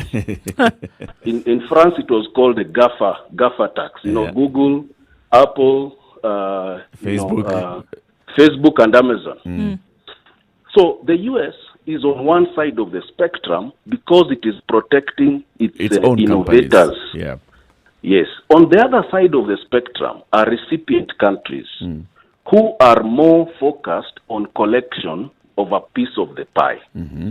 Now, in Kenya is a big hub for development of, these kind of platforms. We have companies like Cellulant who are going all over the world, taking their payment platforms and so on. Yep. As a country, we must have a coherent policy that balances our need to collect money and the need and the interest of our businesses that are going out. So whatever policy that we espouse will be used against us by other countries. Yes. Now, if we make it very difficult and we just want to collect, other countries will want to do the same to our business people who are going out and make them perhaps not able to access those markets. So we need to have this kind of a balance and some coherence in our policy that looks at all these perspectives and not just collection. Edward, I've always been of the opinion that it is not possible for a country to reach economic development on taxes alone, and it seems as if that is one of the. Even when we look at budgets, for example, I think that the majority of the funds that will be looked for come from taxes, whether that be domestic across board, right? That's where they look at the bulk of this money will come from, and I say that it is not possible to be able to run a country in that manner using those funds alone. Yeah. If we were to come from a position of assistance when it comes to observations, what then should an authority be looking at when it comes to being able to collect? Because if we look at KRA and look at this, in the last 6 years, they've not been able to reach the threshold. Every year they've fallen short of what they have right. So how then should they be going about this? Is it setting lower targets? Is it setting more realistic targets? Is it looking at the landscape of the country and saying, then this is what we should be able to do? How should they go about this? Yeah, so in layman terms, you'd say that they would have to look at realistic targets. But there is a more philosophical kind of argument that needs to be made, whether we are a fiscal conservative country or, we are liberal. In fiscal conservative countries, they say that you allow the private sector and the private citizens to allocate the resources in the economy. So you don't give the money to the government and for the government to then allocate. You allow the private citizens and so on to keep as much of it as possible, which means that you keep your taxation low. That's the argument you hear in the States all the time. Tax cuts and this and that. That's the argument, that's the philosophical argument they're having. On the one hand, people want to tax a lot and use the money for welfare. On the other hand, they say, no, you let the business people have the money and the citizens have the money, and let them be the ones who allocate that money into the sectors of the economy for growth. I don't think that there's a right or wrong answer, but you need to have some kind of policy as a country, one way or the other, and follow it, so that you're not yo-yoing between, those two. The issue of policy, you've mentioned it a number of times already in this conversation. Do we have that kind of policy? Do we have any thought towards having a harmonized policy? Eric, I give a lot of benefit to people. I know some of those fellows in the tax policy. They are good, decent people, and they are trying to let us have some kind of coherent policy. But of course, these things are always influenced by the need also to collect. And sometimes there is incoherence. This VAT discussion is a case in point. So by these regulations, what you can see the policymakers are asserting is what is called the destination principle for VAT, where you assert your right to tax because the consumption is happening in your country. Okay? So, and that is good and fair. But on the other hand, you'll hear them also talking about trying to tax exports of services where the consumption is happening in another country. So there is that kind of lack of coherence, and you can see that the aim is to maximize collection. So the thinking behind everything is how much money can we collect? Can we get? For now, not even thinking about the posterity and what that's likely to do in terms of growing the economy or even shrinking the economy. Yeah, a lot of the efforts give that impression. It's collection. But this collection seems to be spurred on by the projected budgets that we have. What is it that stops the country from simply using what you've collected? Budgeting with what you've collected? Why can't we budget for 1.6 trillion shillings? Yes. Okay, so I think that these things are always led by the projections and the people and promises. So if we promise to build railways and roads and so on, and we look at our sources of money and see that we cannot get that 2 billion, we are only getting 1.6, then you put together a team and task them to widen the tax base and collect. So it's a vicious cycle, City. I think that we have to start by saying that as a country, we need to be spending in this kind of a region, not have too many programs, too much waste, and so on, such that our thirst for funds is insatiable. So you're telling us to stop applying pressure on our politicians, because politicians make those promises based on the pressure that we apply on them. What is it that you're going to do for us if we vote for you? We put too much pressure. And also, of course, it's no secret that a lot of our money also leaks a lot. So now, in order to balance the numbers, we have to keep the collections high. I like that you said it's the because money leaks. It's a very, very polite It's a way. very polite way of putting it in terms of how the money kind of disappears from existence. Okay, so well, just looking at how things that now may change over time. I understand that, as an authority, KRA is meant to collect. That's their job. That's their mandate in terms of what they're supposed to do. Now, in terms of creativity, longevity of an idea, or saying that, we can either tax these businesses or these individuals to the bone, or we can come up with something that is going to allow us to do it for a longer period of time and keep people comfortable. Do you think that the comfortability of individuals and companies in this country is one thing that will come into the minds of the authority, the tax authority, for example, and say, actually, it is something that we should do to make sure that we can collect for longer? There is a lot of frustration from taxpayers.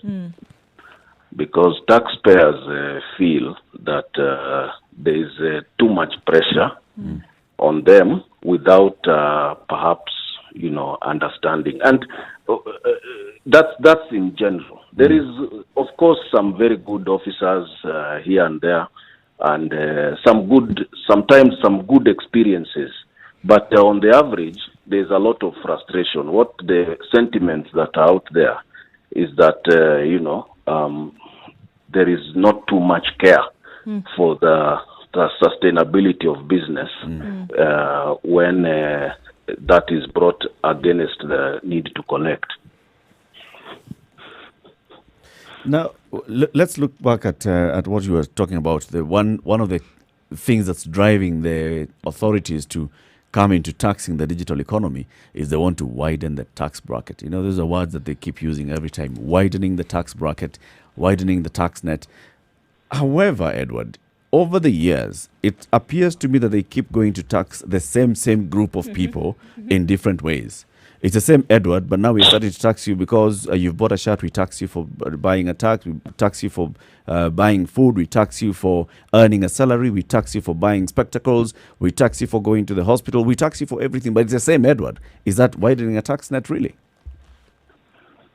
Yeah, maybe it's deepening. Because widening would mean that you are catching those you have not taxed. Yes. And not increasing the effective tax rate of those that you are already taxing. Exactly. So, look, a lot of these things are also perception, yeah? Because our tax system is a standard tax system. I think what you can be concerned about is many times it's the administration. Yeah. What is the administration? Yeah. So the administration, you see, you have audits and you have this and that. You have another monster called the VAA, and many times creating, increasing the compliance burden and so on. These are the things that many people are concerned about, but they perceive this as just an increase of taxes here and there without control. Yeah. Is there any way that KRA can get more creative and actually widen the tax bracket? Go to other sectors or to people who are not paying tax and find a way of, even if you're collecting a small percentage, but you're able to collect. So yes, turnover tax was one way of looking at it, but even how they rolled it out and how they went about educating the public on it, I think was wrong. Yeah. So first of all, and I appreciate that misconception that it is KRA that widens the tax base, because it's the tax policy experts at Treasury. Although KRA is so heavily involved in that process, such that many times people see KRA and Treasury as one and the same thing when it comes to tax policy. But to be fair to them, they are trying to widen the tax base, and in fact, this regulations and the introduction of this DST is one such effort. They try. These guys are bright people. You will see next week, of course, you guys will be talking about what is in the finance bill, perhaps more comprehensively. You will see other measures that are in there that are meant to widen the tax base. So they're creative. They try.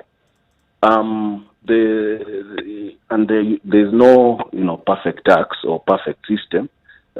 Sometimes there is issues that arise from their efforts, but hopefully the public participation efforts can help to iron those issues. But they do try.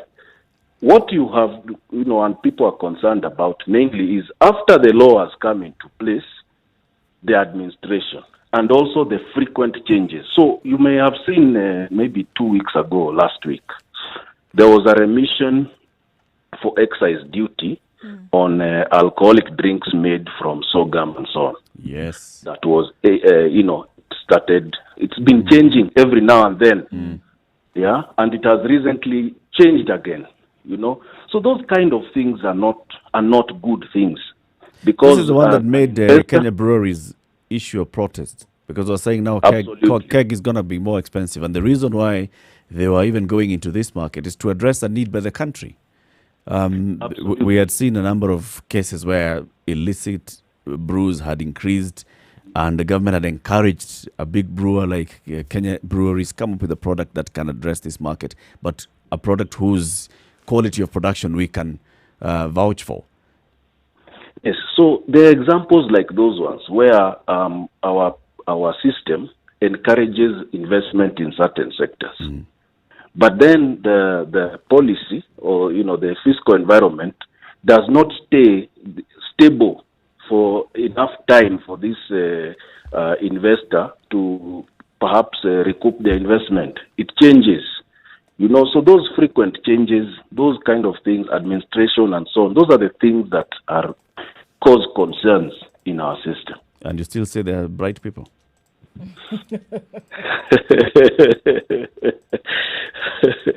Eric, those two are not mutually exclusive. I mean, what I'm wondering here is I'm listening to this talk about widening the tax bracket. If you are going to milk a cow, surely, should you not feed it? Here we are talking about alcohol, and we're talking about sorghum products. And we are talking about locally manufactured brews that by and large are considered illegal.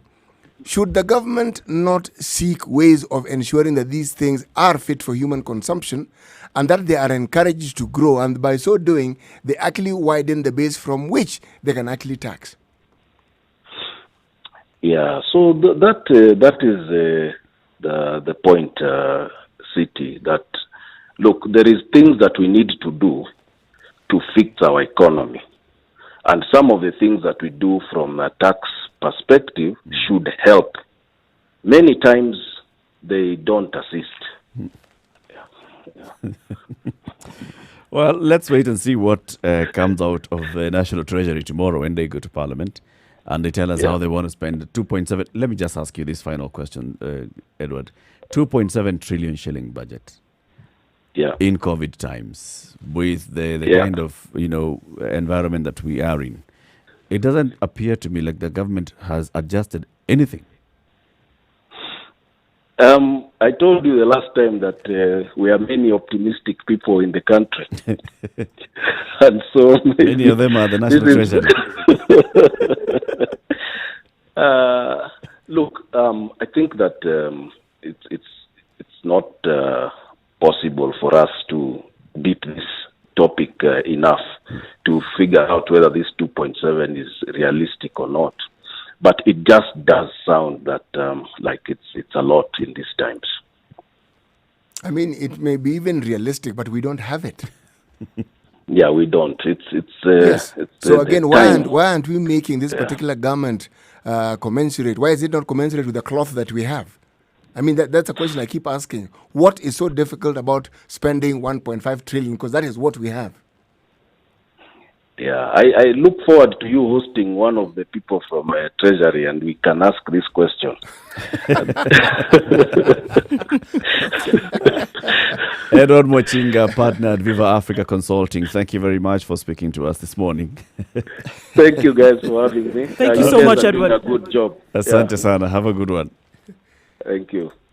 It's 25 minutes to 9. Let's take a look at the weather and traffic. And the conversation continues. What do you make of the digital services tax, or even the 2.7 trillion shilling budget that's about to be presented in the National Assembly tomorrow by Ukuri Yatani? He's going to be telling us how he's going to tax us left, right, and center so that he can meet this.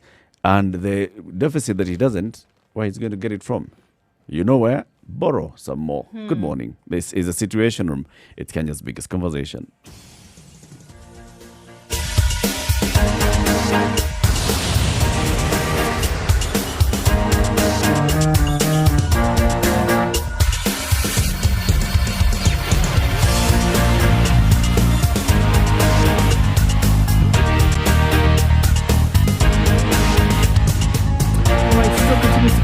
In Nairobi, 16 degrees.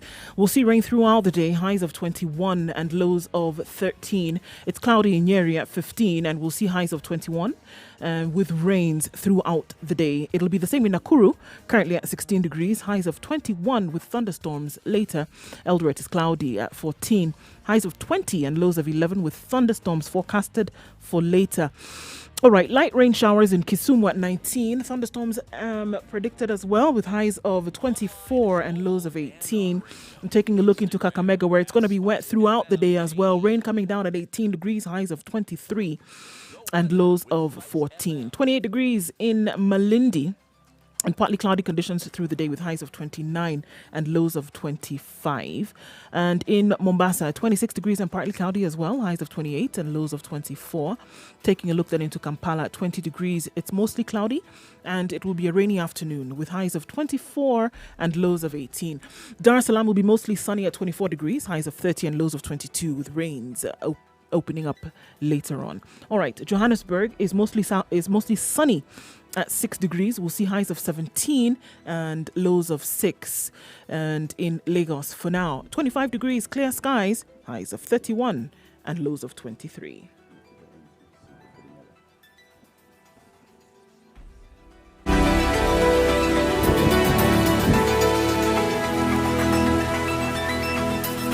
All right, still experiencing some issues on Thika Road, where it is still bumper to bumper right around Muthaiga, trying to join with the main superhighway. It is quite a gridlock today. We know that the rain is affecting issues. Don't even bother using the service lanes if you're there, because they are totally clogged up. Uhuru Highway also trying to get into the CBD coming from Mombasa Road is, I think, a little bit more than bumper to bumper, if there's something like that. And it'll take you all the way to Westlands today, all the way from Mombasa Road straight through to Westlands. It's a traffic situation. And so the rains are going to continue through most parts of the day, so we're likely to see heightened levels of traffic today, folks. That's what it is looking like. Visibility is low, so we ask you to be extremely careful, please, and tell us what you see. Spice FMKE is how you can reach us on Twitter.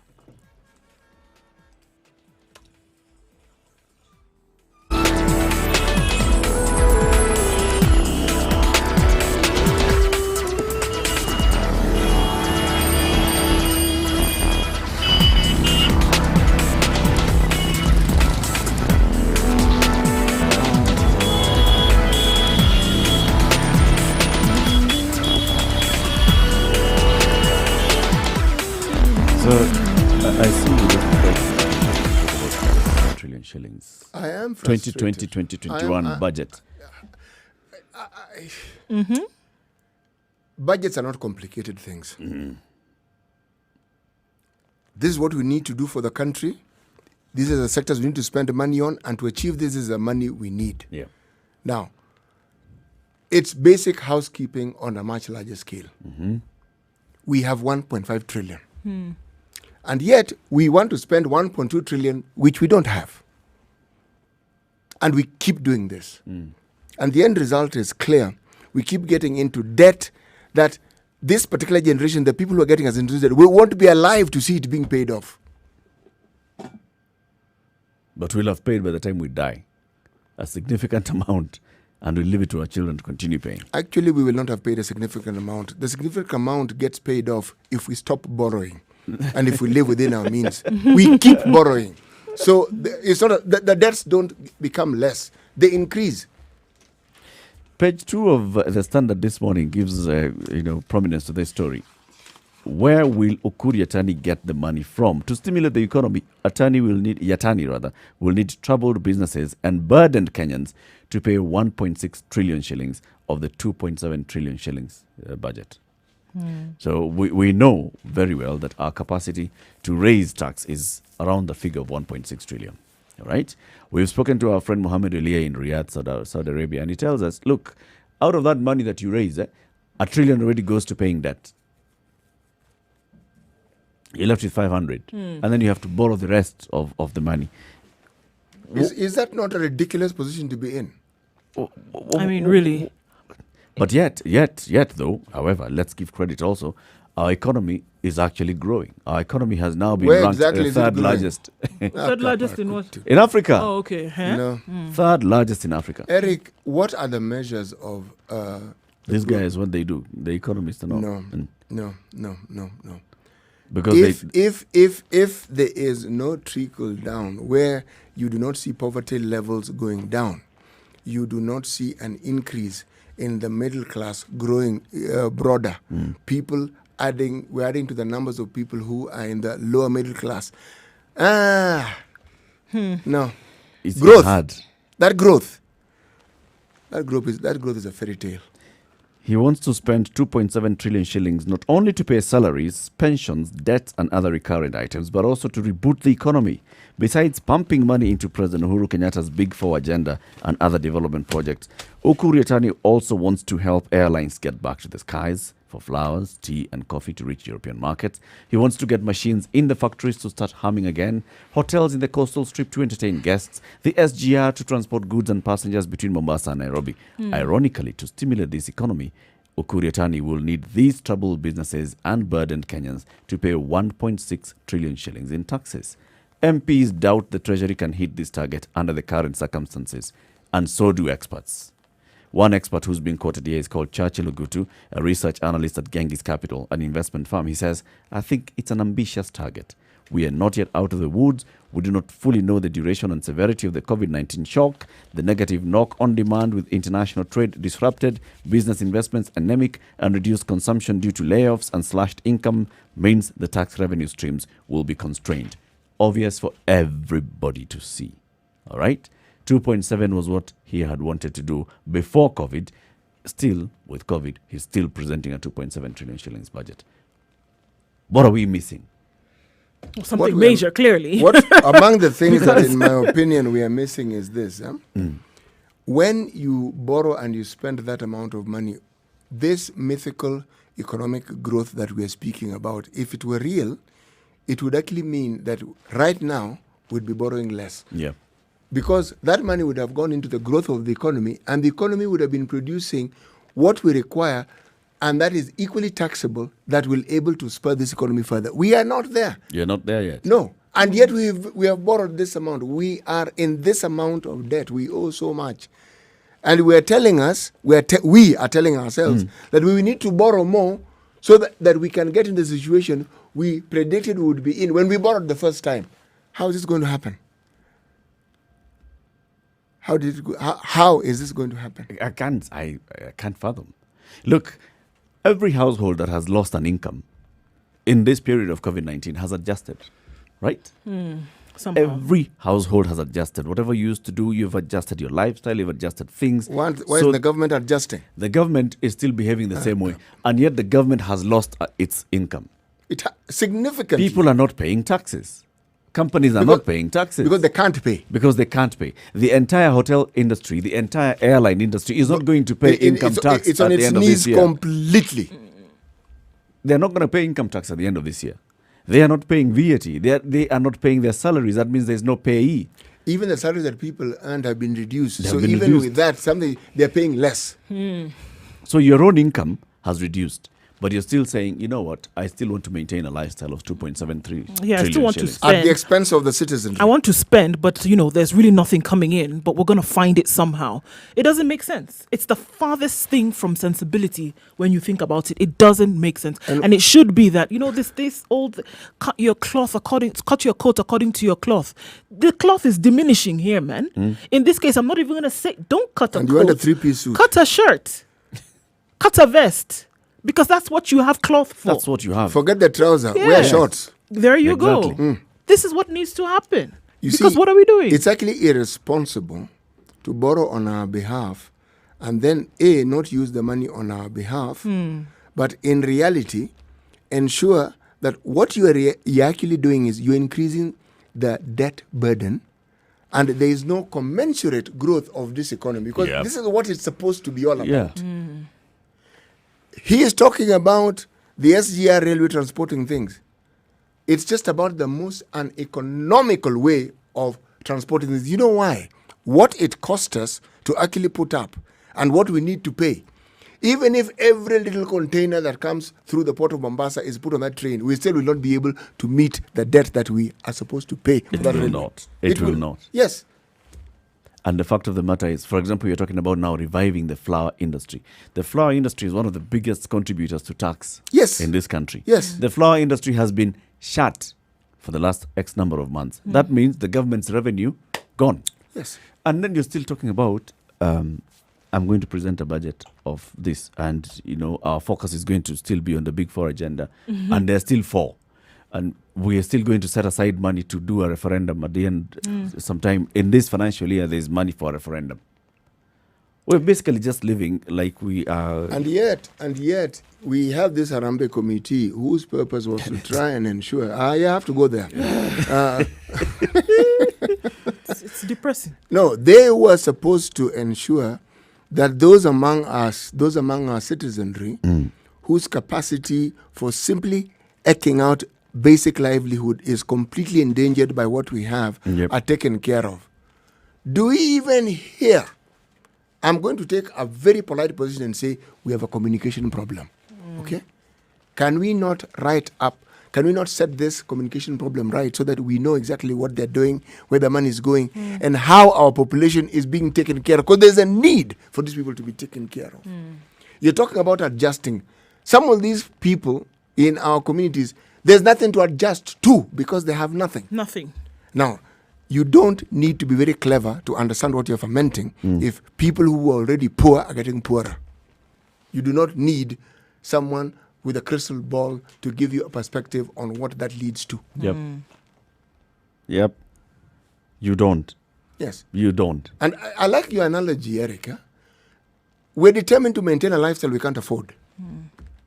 The government is living like nothing has happened. Yes, we actually can't afford it The government's completely. lifestyle is the same, all right? So let's borrow to maintain lifestyle.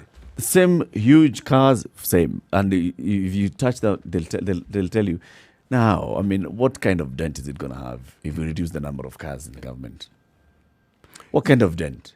What kind of dent is it going to have really if you reduce the salaries of the top earning people? That's going to save you about 2-3 billion. What's 2-3 billion? You know. I think that when people think that, they miss the point completely. There are things that you need to do. There are things that you need to be seen to do. When you do certain things, people say, they're at least cutting. That gives people courage. That the government has actually become alive to the reality that we have, and they are adjusting that reality. Yes. Or the government gives a damn. Yes. The About government the people. cares. Yes. That it gets down to that very point that, you know what, looking then at the welfare of the people is amongst the country's or the government's top priorities, because you give the appearance of such by saying, all right, it seems that certain things need to be done in order to buffer these other individuals. I think it's quite pathetic at some point that still maintaining status quo when nothing is coming in. It doesn't make sense. You want to be able to drive the big vehicle and there's no fuel in it. But the people, you know what's going to happen? The vehicle is going to move, but what's going to happen? The people of Kenya are going to be pushing it down the hill. There's no fuel in it, so it's going to be put on neutral, and the people of Kenya are going to be pushing that vehicle so that it can move. But I'll bring it back to where it actually, for me, it rests. The National Assembly and the Senate, all right? These are the bodies that even constitutionally are supposed to be offering checks and balances to the excesses of the executive. And what they do, I think it's in the nation today. We're seeing, the leader of the minority in the National Assembly, the recently ousted chairman of the Committee on Budget and Appropriations. They're saying, you know what, I think the government ought to really rethink some of these things. How are you going to be able to raise? All they do is talk like that. All they do is, when you see a report by the Budget and Appropriations Committee questioning the way the government has implemented the previous budget and saying, you're giving us a new budget policy statement here, saying that you want this to focus on the Big Four agenda and giving us some not clear implementation metrics. How are you going to implement the Big Four? Give us that matrix so that we know these are the milestones. These are the timelines for those milestones. We can now come and say and review and say, all right, so we were supposed to be at this point in one of the Big Four agenda, which is manufacturing. We should have had this companies established so far. We should be having this kind of input coming from our output from our manufacturing sector. We don't have that. Explain what has gone wrong.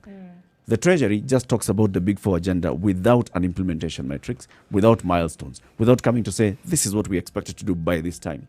Some of those things that were already being rolled out by the government previously, even before the Big Four agenda, have been lumped into Big Four, and they're also all of them being called Big Four. This is where we keep going wrong. And our National Assembly, apart from just raising those questions, it says we pass this. We allow this to happen, but we really want to censure the National Treasury for not doing this, and the other. That's not the job. You know, Eric, it's an extremely valid point you've made. They ought to have stopped Treasury on its tracks and say, excuse me, we don't have this money. Go back. You go back and talk about something that we already have and what we know we can afford. Yes. Give us something that we can actually look and see this is doable. And tell us things that we need to put a halt to, things spending that we need to halt, and focus on things that are actually going to be beneficial. You know, when we're discussing this matter with the consultant, countries who raise the so-called tax bracket and raise their tax sources often build those resources. Meaning, you have, say, the SMEs. Build it. Make sure you don't talk about building it. Actually build it. So that it's something viable and something that is actually helping the economy grow. Then tax it. Some of these things we keep neglecting.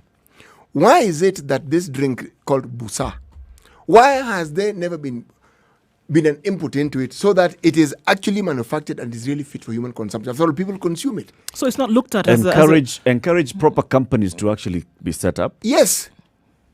Formal companies, yes. Formalize this industry. Yes. So it stops being Call looked at as a menace. As an illegal thing. Yes. And then you spend time with law enforcement agencies going after these individuals where you could put some extra effort into it and actually have it as something that is turning over some income, not just for individuals and companies, but for the economy as a whole. The equivalent of changa, which essentially is a gin.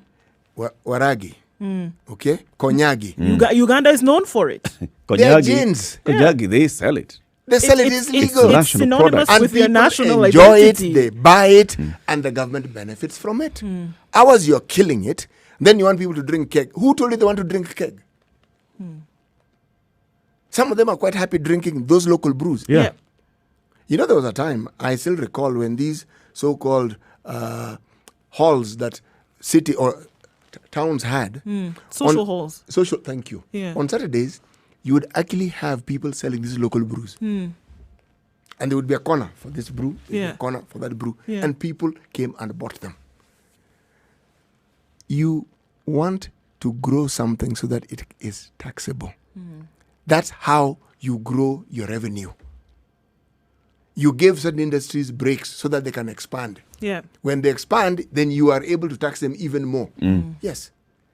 But you need to be on such friendly terms with these people who give you money so that it is a balanced effort of you trying to grow. They grow and you grow. And you your grow revenue. because your revenues are actually. But this one of ours. Look for anywhere to nyonga, and then also don't be accountable. This is the report by the Budget and Appropriations Committee when it reviewed the budget policy statement that was taken to Parliament. Among the things that it was raising on the issue of debt and debt management, all right? The committee is concerned about Kenya's vulnerability associated with debt service. The debt service to revenue ratio breached its threshold of 30%, according to the recent debt sustainability assessment of the IMF, and is projected to remain above the threshold over the medium term. In addition, under the external debt sustainability ratio, the debt service to exports ratio has also been breached. All right? Mr. Speaker, this is what the chairman of the committee then, Kimani Ichung'wah, was saying. This House should also take note of debt guarantees, as these also form part of the national stock of debt. Debt guarantees are a contingent liability to the national government because if the guaranteed institution fails to make payments for a guaranteed loan, the national government has to step in and shoulder this burden despite already constrained fiscal space. We are not managing our debt well. This is what basically is saying. There is need to map every loan contracted by the government to its application in the budget. In this regard, the list of projects that will benefit from external borrowing should be brought to Parliament. They're saying this is stuff that is not happening. And we are raising this issue here as we review the budget policy statement. However, we are okay with the budget policy statement. So you wonder, Which is it? Not only that, I mean, I'm hearing this thing and this is just on issue of debt. If you go into, even the last time when you looked at the Big Four agenda, the committee went down and said, this Big Four agenda, healthcare, we don't know. Manufacturing, we don't know. Housing, we don't know. All of them. And they still continue to go ahead and say, okay, we approve it. You know, Parliament has failed the people of Kenya. why are they talking about debt management? That one doesn't exist. It went out the window a hell of a long time ago. How do you talk about debt management when what you seem to be effectively doing is increasing debt? Management means there's some sanity in balancing it. This one doesn't exist. And one of the reasons why it doesn't exist is because there is no clarity. There is no Accountability. is the word you- accountability. Yes, that's the word I'm looking for. Accountability from the National Treasury. They don't say, this is the money that we've borrowed. This is supposed to go into this project. This is what we've actually This is used it what for. We've used it for. This is what has not been utilized so far. That bit, never. Because when you do that, we can... You're exposing yourself. Yes, and if they did, we would be able to say, actually, but come to think of it, but they did spend money on They this. did, yeah. But they did do this. Like, if you look at what we have done with infrastructure, roads specifically, you may complain about the cost of the roads, but these roads exist. You can see it. There it is. Yeah. Where some didn't exist, you can see them. Where there were some really iffy roads, there's an improvement. If you talk about rural electrification, you can see there has been an improvement. Now, areas where the improvement we see, but they do not justify what we keep spending. Ngumu. No. That accountability, and that's the reason why also our debt management office, like we've been told by economists before, does not function the way it should. Our debt management office is actually under the National Treasury for a reason, because they want to control it. And yet, this office should be independent, like the Controller of Budget, like the Auditor General's office. They should be independent. Should be an office that sits back and looks, what is it that you've borrowed money for? What are you utilizing it for?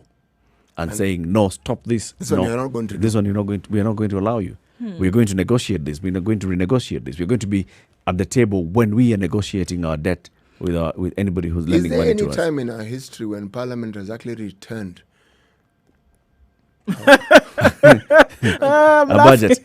Yeah, I tell them, guys, no, we're not we've passing done this. We everything. refuse. This we're one we're not passing it. doing. No. Sorry. Short of an act of God, it's going to take something really special for something like that to happen. To say that, you know what, This one? we're not. This one, we're not putting our appending our signature to what we're saying. No, go back and figure something else better that is going to actually benefit this country and is going to actually benefit the people, and not continually put them in a state whereby it's so difficult that there's no wiggle room whatsoever.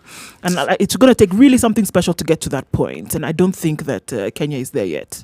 We will talk about budget today. We'll talk about budget tomorrow as Ukuri Atani is in the National Assembly. We'll also talk about budget even on Friday. We'll be reviewing this. The conversation continues as we come to the top of the hour. C.T. Muga, today's proverb. One falsehood spoils 1,000 truths. Just one.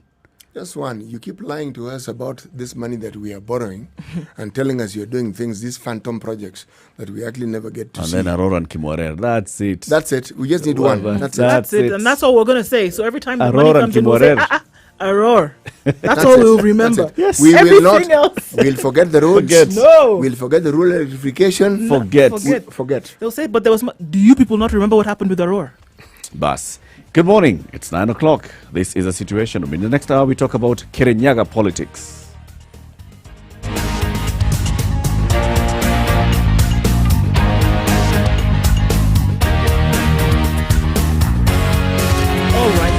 a river has I don't even know what to call it now, but okay, right around Westlands at the gateway, at the Westgate Mall, you need to be very careful because it is quite deep and the rain has made that it's flooded. Please approach with caution right around Westgate Mall there. So that is a bit crazy right now. Thika Road at the moment, right around Muthaiga, is still giving serious problems. It is still bumper to bumper, and yes, there's a couple of accidents that have already happened this morning. One at Uhuru Highway, right around the Nyayo Stadium. There is another one on Thika Road, and yet another one right at the Muthaiga corner. And yes, in true form, in Westlands, yet another one right around the former Westlands roundabout. So yeah, guys are being a little bit careless and maybe not waiting when they should. So please take it easy this morning. Spice FMKE on Twitter. That's how you can reach us if you see something where you can't get through. Let us know and we'll spread the word.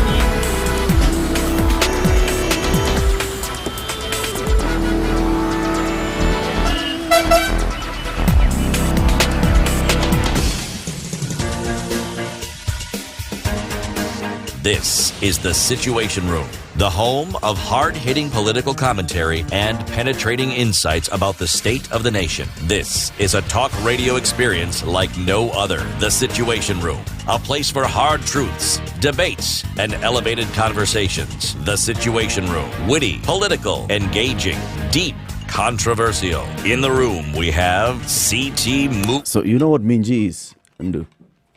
It's like peas, right? Yes. Ah, there you go. Yes. Now say it twice. I think you're setting me up. And say Minji. During the campaigns, and Mumbi Waiguru was, had that name, Minji, as she was campaigning to become the governor of Kirinyaga County. She was elected. Of course, we know that Martha Karua has taken the matter up to the Supreme Court and even moved it beyond the Supreme Court. Now she's going to the East African Court of Justice on this particular issue of the election petition. However, the members of the County Assembly of Kirinyaga yesterday did one better. They went, after spending the night in the assembly, they had a sitting yesterday and they voted to impeach their governor. And it happened. Yep. With 4 abstentions and everybody else who was there, who voted, yes, Waiguru must go. We discussed this yesterday and we were asking ourselves, is this likely to happen? And we were like, yes, this is a fait accompli. Basically, by the end of the day, this will be done. Governor Anne Waiguru will have been impeached by the County Assembly. And the person who was moving this motion, he's the MCA for Mutera Ward, David Kenywa Wangoi. He's joining us on the line. We'll be speaking to him shortly. Says there was enough evidence before the House to impeach the governor who has been at loggerheads with a section of the MCAs. The motion was preceded by chaos with a section of MCAs allied to Waiguru being ejected from the House. We saw the videos going around, right? So I was just saying someone was saying that their signature had been forged. It was he had not supported this motion. This was Karumande MCA Anthony Munene. He was trying to disrupt the debate, saying this was not the document that I signed. So he had signed the document, but he's saying the one that he's seeing now is not the one that he had signed. More trouble followed when Majority Leader Kamau Murango accused Munene of being drunk, which the latter did not take lightly, triggering a bitter exchange of words. Well, that's the drama that we are getting accustomed to in our county assemblies whenever they're discussing a matter of great importance like this one. However, what is it that the MCAs had issues with their governor? And now let's speak to the man who moved the motion, the Honorable David Kenywa Wangoi, the MCA for Mutera Ward in Kirinyaga County. Good morning. Morning, sir. Welcome to the Situation Room. Okay, asante sana. Ebu, just give us, in brief form, the main points that you were raising against the governor.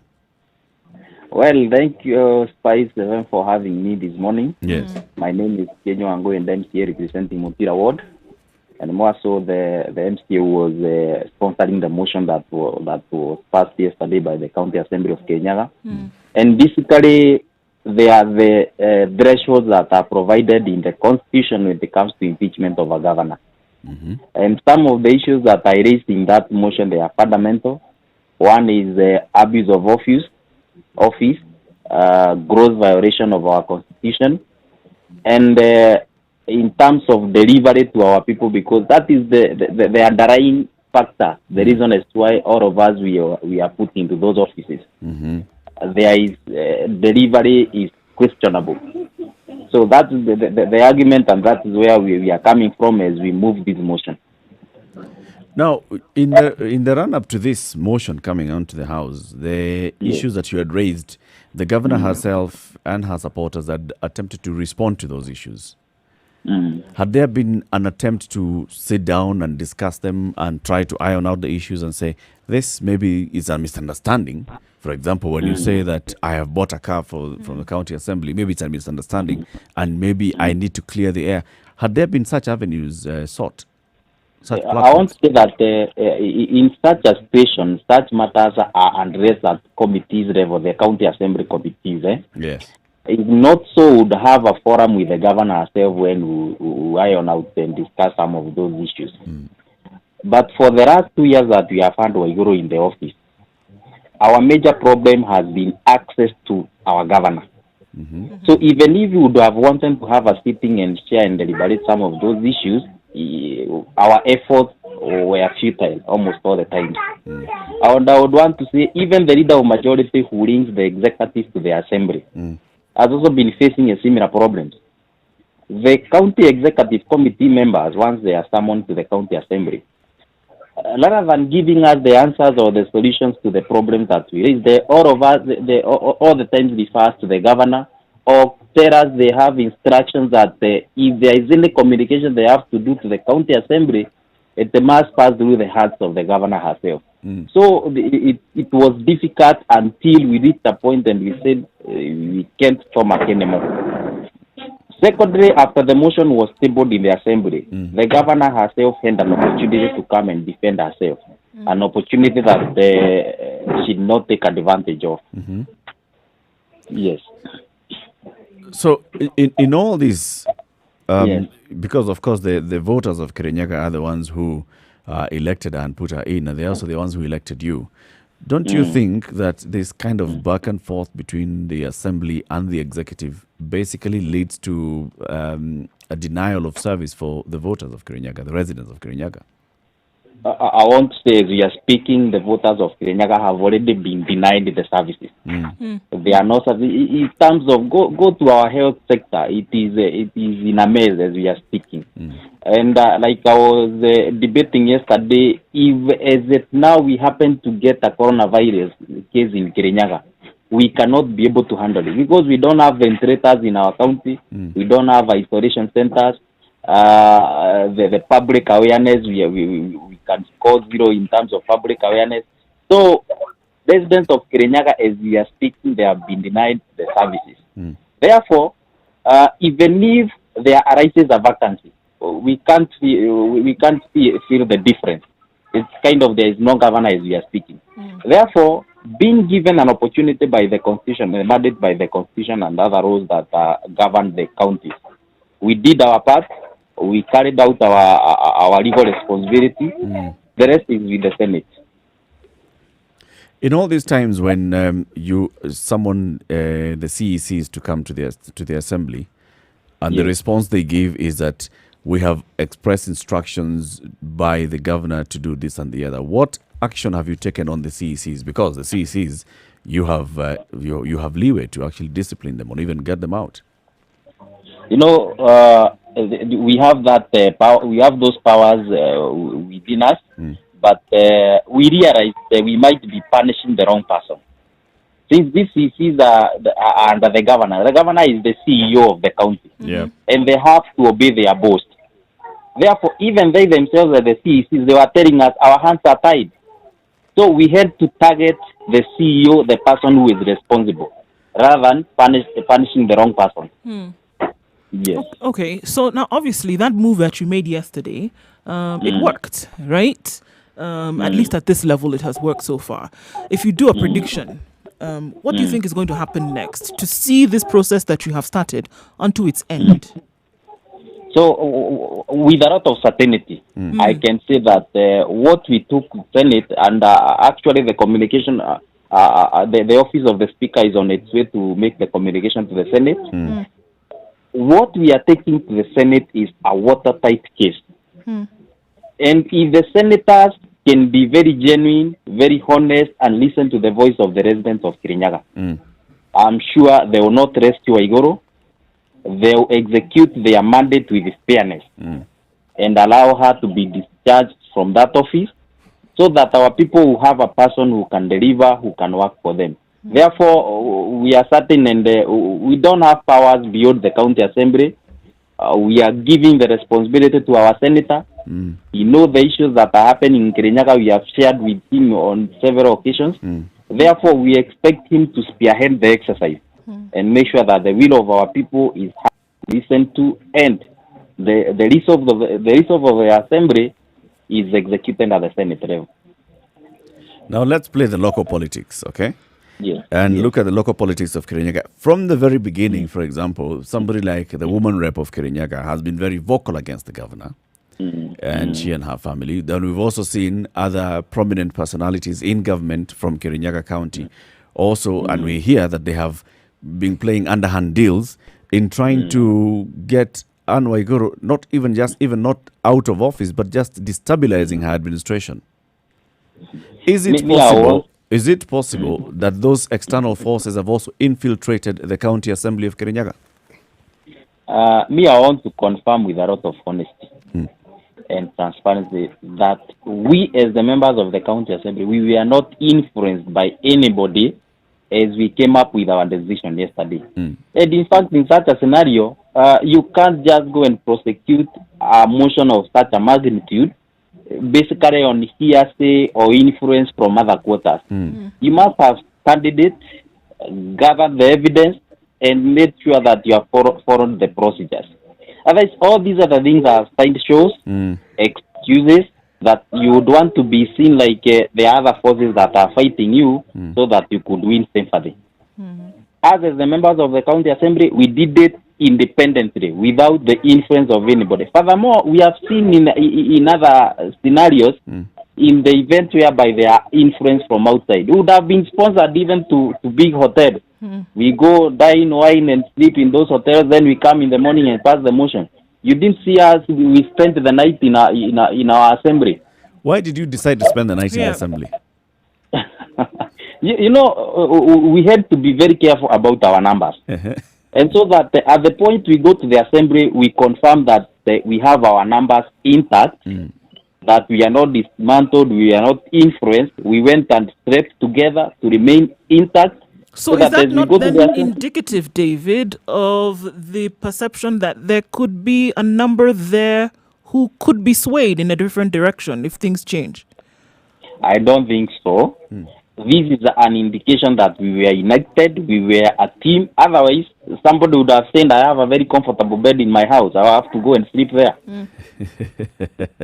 You mentioned... So it's a show of unity. You mentioned, Mheshimiwa, that there were some constitutional matters that the governor had not adhered to. Yes. What are these? I would start with the Section 30 of the County Government Act. Yes.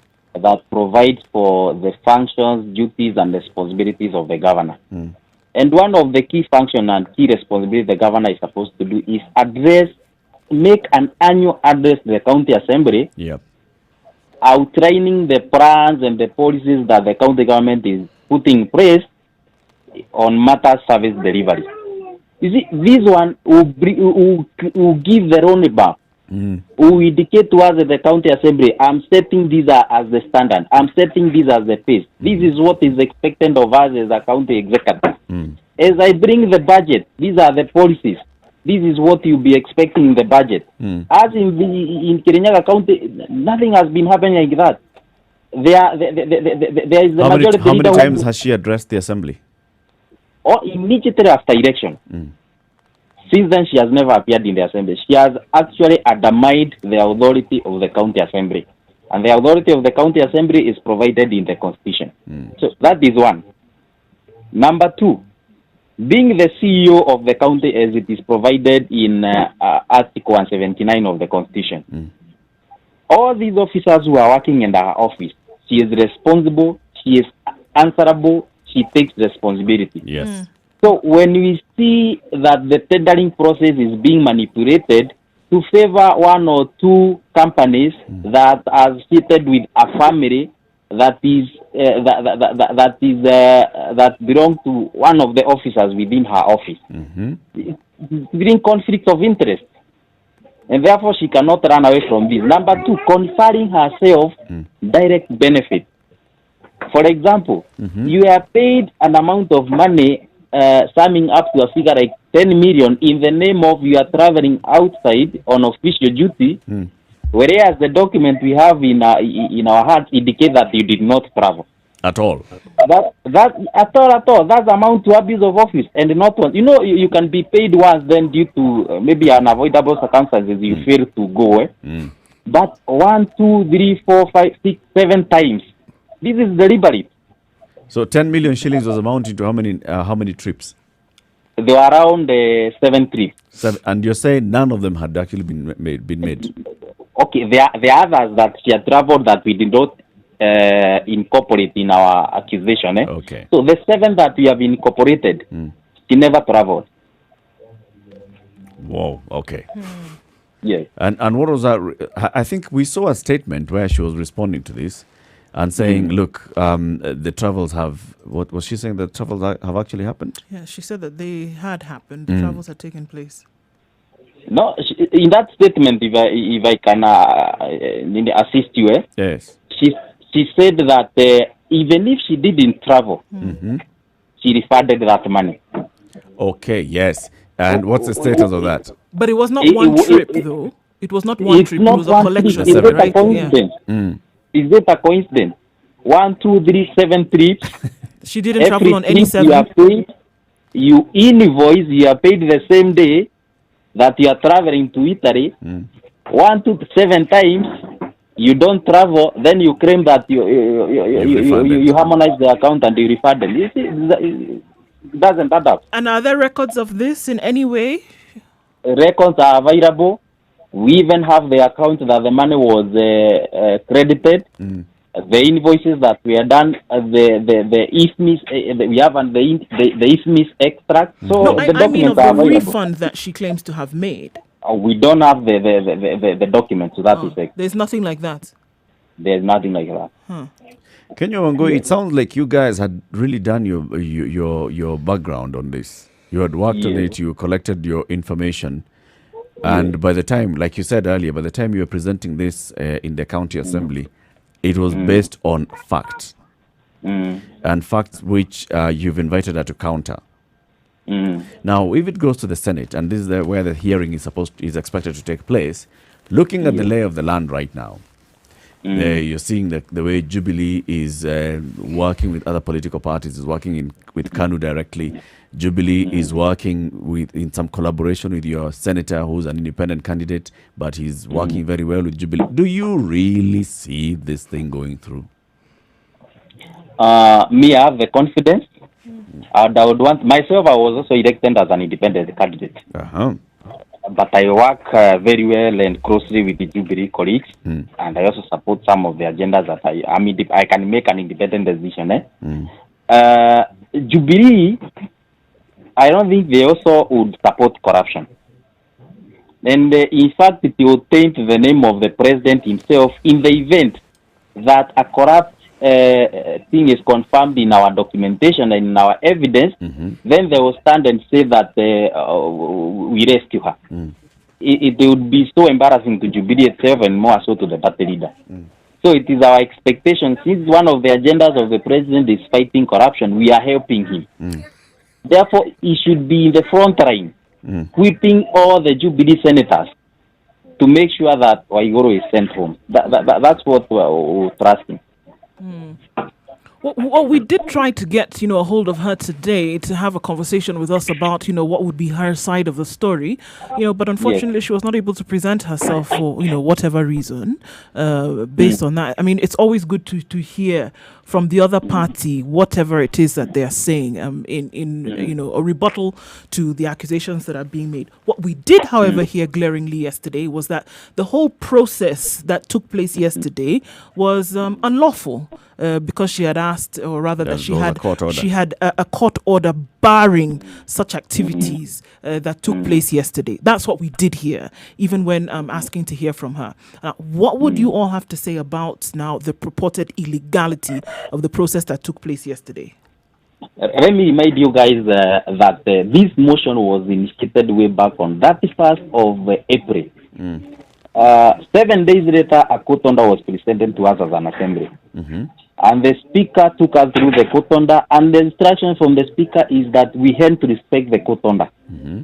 But if you read the court order cleanly, the judge said that if it were not for coronavirus, you would not have given the orders. However, the motion would proceed in the event the case is concluded and determined, or coronavirus is contained. So as we are speaking, most of the activities within the country have been opened up, and we have been told that this is a virus that we should prepare ourselves to live with. Then we were requested as an institution, we make sure that we put in place measures that can caution us from coronavirus. And more importantly, in the event you want to conduct any meeting, you can do it virtually. Yeah. So for Waiguru, she argued that she has pre-existing condition, So therefore she cannot appear. We gave her the option, pegging it on the ruling that we have been able to contain coronavirus. We will maintain social distance. We will give you a secluded place whereby you can defend yourself. If not so, you can defend yourself virtually. All the instruments were put in place. Of which he didn't honor, she did not appear. Therefore, matters the court order. We were given that leeway in case the coronavirus is contained, and we put in place all the Ministry of Health measures. We can go ahead. Furthermore, the County Assembly of Kirinyaga, for the last 3 weeks, we have been meeting and putting in place all those containment measures. Yes. So there was nothing illegal about your meeting, or nothing nothing And, outside of what the court had asked you to do? Nothing outside. And in fact, we consulted some of the very best legal minds we have in this country. And they gave us the argument, their version. We have all that. There's a tweet that was made by Honorable Gladys Wanga, you know her, the MP. She says, as women leaders, we take great exception with the purported impeachment of Governor Waiguru. This travesty flies in the face of the law, given the court order stopping the proceedings. In fact, she's saying the CS Mutahi Kagwe should order that all of you MCAs who slept in a single room in violation of COVID-19 rules should actually be sent on quarantine. What would you say to that? I would want to say that in this country of ours, let's appreciate diverse opinions. But when we want to apply the rule, let's not apply it selectively. Yep. When Waiguru went to court and argued that she has pre-existing condition and she cannot be able to interact with people outside there, the orders were given, and we have had nobody complain. But immediately after the order was issued, we have documentation, we have evidence. Waiguru holding meetings of people exceeding 100 in her house at Kagio. We have seen her traversing the country in the guise of giving food donation, saying that she is being impeached by the assembly. She wants to seek sympathy from the people, holding meetings of people over 1,000.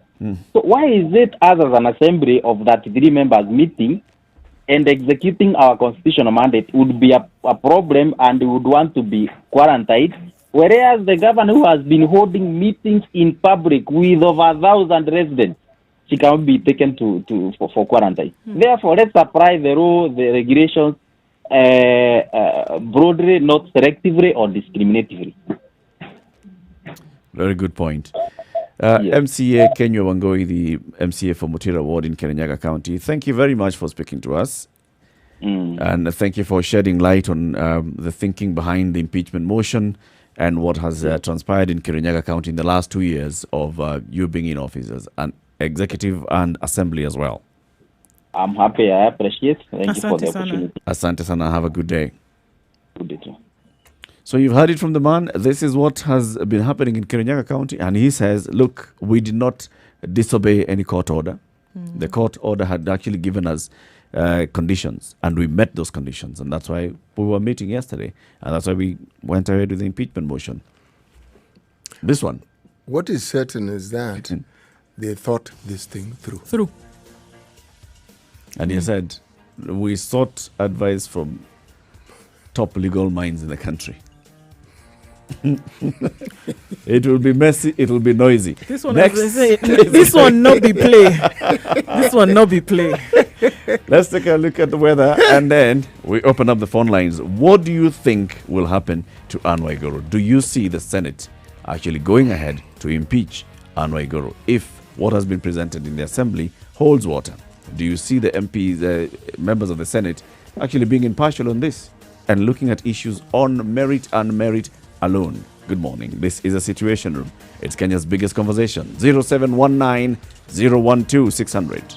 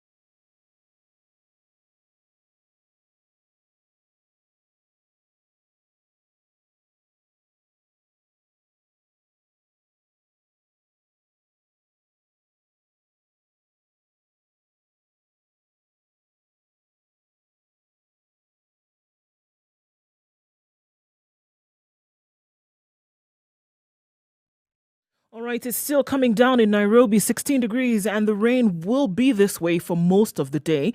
We'll see highs of 21 in the capital. Cloudy conditions in Nyeri, highs of 21 and lows of 13 with rains later on. It's intermittent, coming in and out. Same thing in Nakuru at 17 degrees. Thunderstorms throughout today, highs of 21. Eldoret is cloudy at the moment, but we'll go back into positions of rain. 20 degrees the high. In Kisumu, 20 degrees and light rain showers being experienced across the city. Highs of 24 and lows of 18. It's cloudy in Kakamega at 19 degrees. Highs of 23 and lows of 14 with thunderstorms predicted for the afternoon. Malindi is mostly sunny at 27 degrees. Highs of 30 and lows of 25. We're looking at partly cloudy conditions all across Mombasa with highs of 28 and lows of 24. 21 degrees in Kampala and mostly cloudy. Rain showers expected into thunderstorms later with highs of 24 and lows of 18. Dar es Salaam is partly cloudy at 27 degrees, highs of 30 and lows of 22 with rain in the afternoon. Johannesburg is mostly sunny at 7 degrees. We'll see highs of 17 and lows of 6 and clear skies all through, even with the cold. Mostly sunny in Lagos at 26 degrees, highs of 31 and lows of 23. All right, let's look into Paris, where it's sunny conditions at 12 degrees, highs of 21, and into partly cloudy conditions later on. And in London, at 14 degrees is mostly cloudy. They will also experience rain showers, highs of 16 and lows of 11. And finally, for today, we wrap things up where it's bright and sunny in New York at 24 degrees, highs of 29 and lows of 22.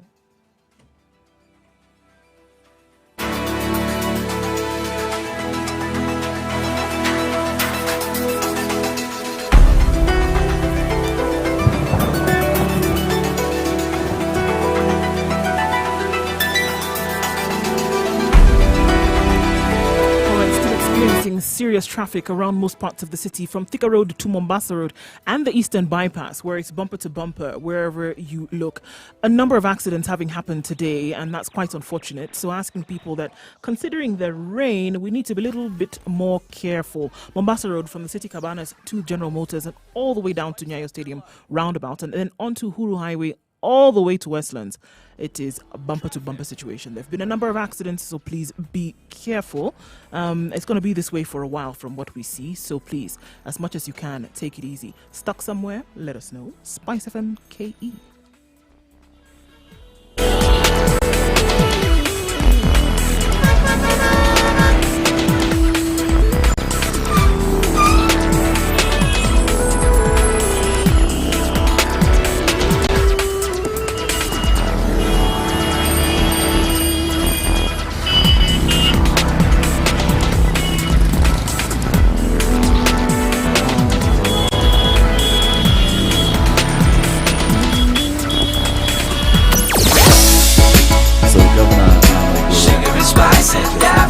Yesterday, we've just spoken to the man who moved that motion in the Assembly, MCA Kenya Wangoi.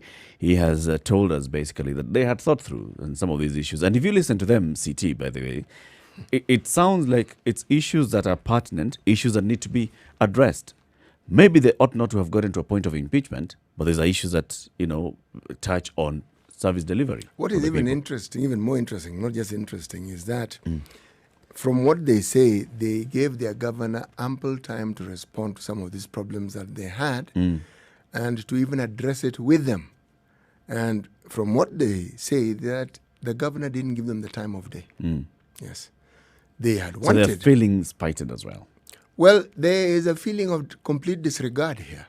Because really, the assembly, the assembly is precisely that, the assembly. Yep. They are the arm of the county government that is mandated to actually look into issues of creating laws and even the running of that county. Yep. Yes.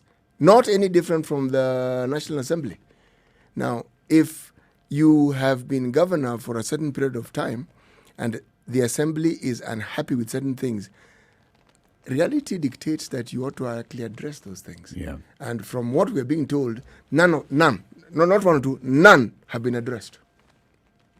All these issues that we've raised here, none has been addressed. Yes, and they are saying that they amount to abuse of office, they Yes. amount to breach of the Constitution. Yes. And the thing that they have not mentioned, it amounts to disregard and disrespect. Yes. Umetudharau. Yes. You see us as not being significant. So now the response is, okay, we will give you the gift of sight. Utaona. We will show you who we really are. Yes. The unfortunate bit is that when this matter starts going into these other levels, it goes to the Senate, then we start looking at it from a different lens. Remember, it's the same thing that we looked at with the Waitito case. We look at it from a different lens. Is the Tanga going to marshal enough numbers to exonerate Waitito? Is Kieleweke going to marshal enough numbers to impeach Waitito? This is the unfortunate bit, because the people of that county who deserve service and who deserve these answers are not going to get the answers. Now we are taking this matter into what do we expect the Senate to do? And let me tell you, the other thing that's also going to come up in these discussions is a thing that nobody's talking about. NYS will come into this. Huh? It'll come back. Yes, no one's going to talk about it, but it will be at the back of people's minds. You know, we are in an interesting time, and one must have the perspective of these times in mind when you're discussing political issues. Yeah. Waititu may have been a keen supporter or alleged keen supporter of the deputy president, right? Anwar Guru, it is said, had issues with the deputy president and was friendly to the establishment. Yep. Okay, fine. But there is a little matter of corruption, right? If you look at the way the wind is blowing, the government is not sitting back and taking it easy on anything that seems to touch on corruption. And these matters around NYS were never really fully cleared. Not really. These things tend to rear their head at the time when you least need them to rear their heads. This is one such time of reckoning for the governor of Kirinyaga. It comes at a point when it should not really. It shouldn't. You really would hope it. You don't need it. If it is the last thing you need at such a time, it will come up. And if there are others who actually feel that the governor of Kirinyaga is someone who tends to disregard people, that is a trait that will kill you in politics. I don't have time for this. Yes, it is. It is. If it is true, it is a trait that will guarantee you don't go very far with your political ambition. Not really. Right. Yes. Let's ask the callers what they think. 0719-012-600. What do you expect to see happening to Anne Waiguru? Is she going to be impeached by the Senate? Is she going to be removed from office? Zachary Nakuru, good morning. Oh, morning, guys. Good morning. Morning, Zachary. Oh, how are you people? Very well. We are well, Fine. Zachary. So am I. What do you think will happen in the Senate? Now, let me say that the people of Kirinyaga have spoken through their MCAs. And we saw yesterday the pictures were going round that those guys slept in the office. Yep. They slept on benches. Yep. So it seems they are genuinely aggrieved. And they have what it will take to remove Mrs. Waiguru or Mrs. Kamodo, our Miji there, from office. And also let me remind the electorate this point. When I heard that Mrs. Waiguru was to vie for the governorship in Kirinyaga, I laughed off, the issue. Because I thought everybody in Kenya, or maybe those who are in her jurisdiction, namely Kirinyaga, knew her track record. Yeah. And Mr. Latif, do you know why me like myself, I volunteer to spend my money to participate in such a discussion? It is so that I take note of whatever is happening in our country. Yeah. I take note of who do these guys invite. I know you don't invite jokers there. I take record and I take it so that when time comes for me to decide who am I going to put here, I consider. Let me tell you this, yeah. Let me give you an example of do again, yeah. I do not have to if we are having a place where we require knowledge and talent and merit, yeah. Yep. And the do is presented, and my sister Wajiro or whoever is presented. And it is purely requires brain work and professionalism.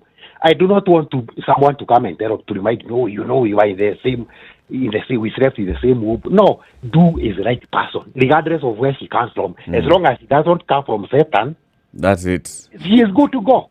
Thank you. So, Thank you, Zachary. Let me make my last point, yeah? The issue of Waiguru is going to actually show us that Uhuru is ready to fight corruption. Thank you. Okay, asante sana. Aaron in Eldoret. Hello. Good morning. How are you, Siti, Latif, and Ndu? We are fine. We are well, Aaron. thank you.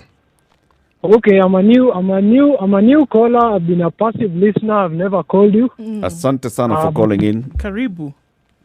Okay, now I've seen a post in Twitter by the CS of Gender and Public Service. That is Margaret Kobia. And she's purporting that it is unfortunate that Waiguru's term is being cut short because she's a woman.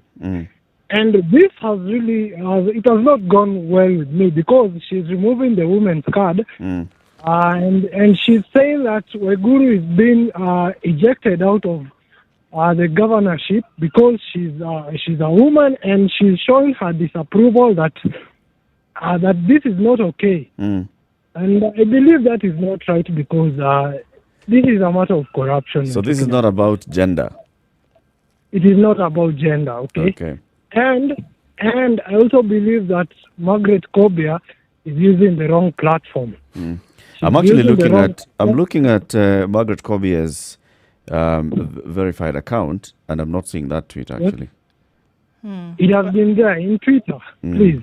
I don't think it was Oh, her. I've seen the statement. Oh, yes. It's a statement. Let me It's read the not- statement. yeah. It is unfortunate that Governor Anne Waiguru's term is being cut short by an impeachment. This is an indicator that some of us do not value strong women leadership. We are disappointed that the governor is being impeached during the fight against COVID-19, which is negatively impacting on socio-economic development of the country. I support the Common Women Agenda, demand that due process is followed and justice served. This is by Professor Margaret Kobia, the Cabinet Secretary. Yes, indeed. Yeah, you're right, Aaron. Yes. Now, what's your opinion about that? I feel that is law of Margaret Kobia because it's not the women's card, and she's using government machinery for political gain. And we can see that she's supporting Anne Waiguru. And I also believe that this thing will pass. As we have seen, the way right now Jubilee has been pulled, and we have all the parties being pulled together. I believe that it will not pass in the Senate. Thank And you. it's unfortunate because it will not do justice for the people of Kirinyaga. Thank you, Aaron. Thank you. Robert in Nakuru. Yes, good morning, guys. Good morning. Okay, I don't think Waiguru is able to work in the political environment. The last time I remember is that he had issues. Remember, he had called a doctor when he was pressured up during the ENOS scandal. Yep. So I think he's not able to work in the environment. He can make a good CEO in another company where if anybody arises and maybe works against you, you can sack him out and work with those who are singing your song. But not in the political arena. People have been chosen who may not agree with you, and yet he is expected to allocate money. But we are hearing of things that he could not even allocate money to some people. All I heard is of his emotions. He was kind of bitter. He was not very stable, actually. So I think he is not able to work with the political environment. He's not. This is not her field. Yeah. Thank you, Robert. Dominic in Kangemi. Yes, morning, guys. Good morning. Leo, kwanza kabisa Waiguru si kiongozi. Tamani sana kusema hivi. Si kiongozi. Si kiongozi. Because tukiangalia track record yake katika, unaona amekuwa katika NYS. Na yale ambayo alitoka huko yakafanyika wote tunajua na hakuna kujua. Yep. Lakini hata mimi binafsi nilitangaza kuona kwamba watu wa Kirinyaga walimkubalia kuingia katika ofisi, na kunradi sana, lakini kwa kusema kweli kwamba mtu ambaye ana damu ya wizi kila siku tu, yani hata akasema ameokoka ama nini, lazima tu hiyo damu bado iko ndani yake. Alafu wala la yeye kupelekwa Senate. Kuna uwezekano Senate ikamlalia kwa sababu sasa hivi tunaona jinsi Rais Uhuru anavyoendesha mambo katika nchi. Anataka kila mtu aimbe wimbo wake. Na sasa kuenda kule pia wale wataambiwa imbeni hivi, na jinsi tunavyoona sasa hiyo wameingiza baridi wote tumbo joto. Kwa hivyo wote watapiga kura. Wote watasema tu Waiguru basi, alafu unaona Kobia pale ataanza kusema wanawake wanaonewa. Hebu mimi nikiangalia record ya wanawake katika nchi ya Kenya, kidogo naona wanawake they are not fit kuwa leaders katika Kenya bado. Okay. Dominic, tuangalie alikuwa deputy PJ, naam, yule mwanamke, naam. Yes. Alimramba mtu kofi, nakumbuka hiyo. hiyo inaonyesha yani ukiangalia tu katika rekodi ya wanawake, tukuje tumwangalie Shebesha alipokuwa governor, sasa tunamwangalia huyu governor Nairobi anaitwa nani, women rep alipokuwa Shebesha, na current women rep tunamuona kidogo rekodi zao kidogo zina mambo matatizo, yani inaonyesha wanawake Kenya hawajafiti kwa kiongozi, mradi wa kusema hivyo. Lakini haya, asante Dominic. Kevin Inumoja, good morning. Good morning. Hi everyone. How are you? Good morning. Fine, thank you. It's long since I contributed to the topics of Spice FM. You people are doing a good job. Asante sana. Yes, I want to say something on Waiguru. What is happening is that the whole thing is going to be turned to be like Tanga Tanga and Kieleweke thing. Mm-hmm. So I've heard what the MCA who tabled the motion, what he has said. Mm-hmm. But then whatever he's talking about is very genuine. He sounded genuine. And yeah, he sounded genuine. And whatever he's talking about is a matter of constitution, okay, and law. Now, what is going to turn out in the Senate is a completely different thing. What do you expect to see happening in the Senate? In the Senate, we are going to find a scenario where we are going to have a Tanga Tanga and a Kieleweke team, okay? You remember the 54 against 7? Yep. It is going to be a repeat of the same. Yes, so we don't see anything. Like Guru is not going anywhere. That one you can put it to the bank. Yes, I'll call back again and confirm this with you. All right, then. Okay, Kevin. Have a good day. All right, thank you very much. Asante sana. No faith there on the Senate doing anything. It's interesting because you have quite another. And basically what they're saying is that the Senate is going to be whipped from State House. So what you're saying is that the president does not want to see Waiguru out? What would inform this kind of thinking? Well, as CT said yesterday, she's a friend of the establishment. She's friendly with the establishment. And I think that perception is what a lot of people have. So this establishment, as long as you're my friend, that whole thing of you are cleansed, not really holds true? No, not necessarily cleansed. You need to be useful to the establishment. You see, the establishment requires support. Now, this is the if now. If there is, however, a balance, and this balance is in the Senate trying to prove that it's actually independent and that it will follow the dictates of what such a mandate is all about, then Anne Waiguru will go. How about looking at it from the same way and saying, look, my own governor in Kiambu County, and this is where I voted in Gatondo South, being the president. If my own governor, a matter was raised, there was an issue of corruption, and it went to the Senate and it passed, right? Why not do the same? And there was the little detail of who he purportedly That's the supported. thing, right? There's that little detail, right? Yes. But let's come into the president himself looking forward at his legacy. I have been talking about fighting corruption. I have been standing in public fora and saying, it doesn't matter whether you try to call me. It doesn't matter whether you try to reach out to me and say, these guys are after me. If you've been caught, shauri yako, you are on your own. How about the president just saying, for my legacy, if there's anything against the governor, let it be prosecuted, let it go through the due process. That, I'm afraid, I will indicate to everybody in this country that when I say that I'm against corruption, I'm against corruption in any form. Now, he has even said, even if it comes in my own household. Now here, it's not even actually, household. there is this other currency of politics, and this is what you've actually brought out. It's not just a question of survival. Remember, you've heard me mention that one of the abiding principles or currencies of politics is ingratitude.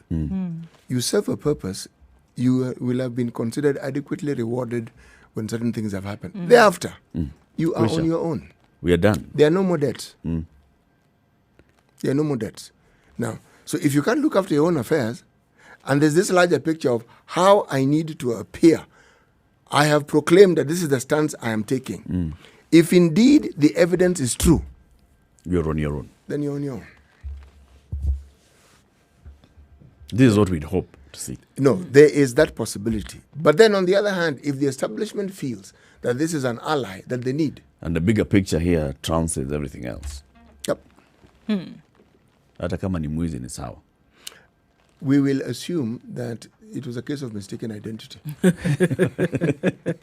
And all that will be explained away should the situation. everything else. Yeah. Should the Due situation process. arise, you will be told this is the reason why this, that, or the other thing Yes. has happened. However you choose to perceive it, really, at that point, will be totally up to you. And But I you- think whatever decision will be taken, sufficient explanation will be given there hitherto. You can give the duck analogy, webbed feet, quack, and everything. You'll be told, Yeah. no, this thing This is a one is goose. actually a donkey. It's a goose. No. I like her suggestion. It's a donkey. Yeah, total.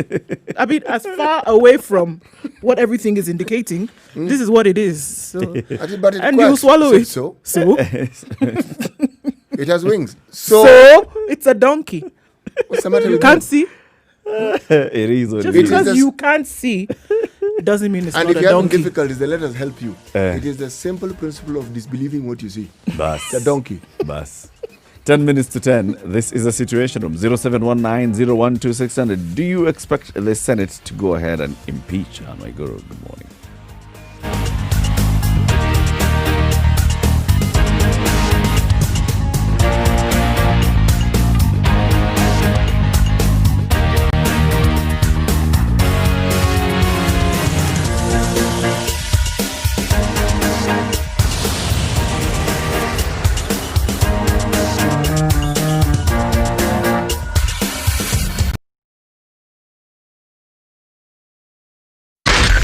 Spice FM, Nakuru.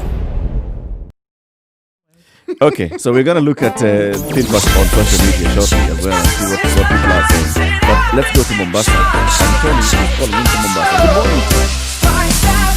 Good morning. How are you? We're fine, Morning. thank you. Hey, I'm quite surprised you're hoping that the Senate will do anything Oh, okay. to Waiguru.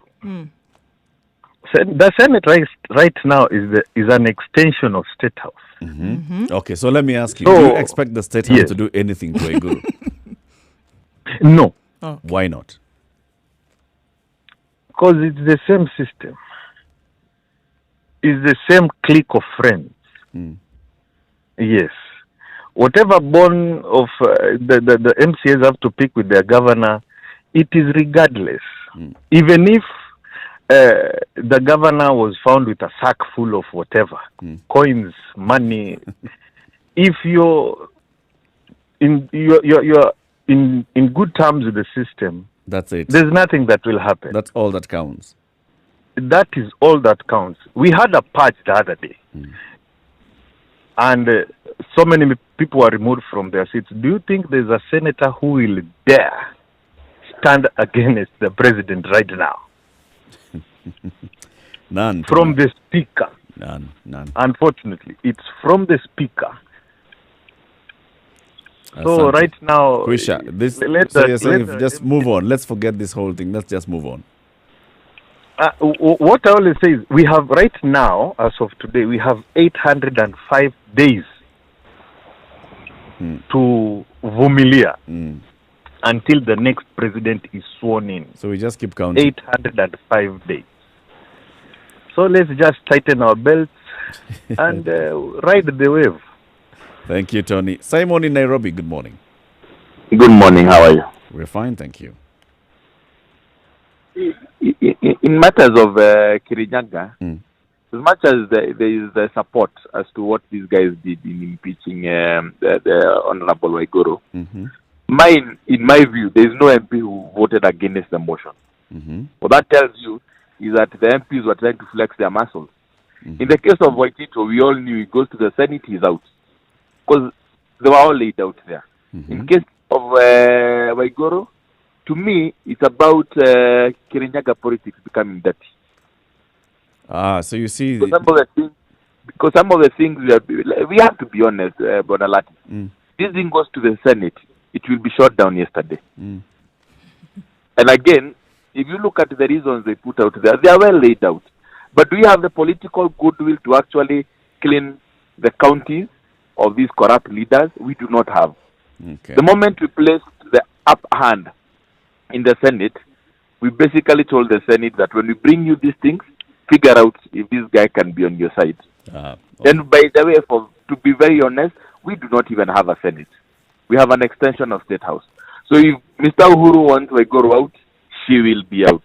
If he wants Waigoro in, she will nothing will get out of there. And I'm very sad. The last thing I would want to point is our Minister for Public Service and Gender. Yeah. That is the last statement I expected from her.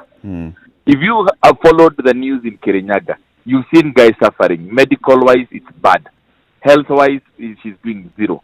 Agriculture, this is the time she's starting to do it because of COVID. If you look at the sports and the stadium, this is the time she's trying to show guys I'm working.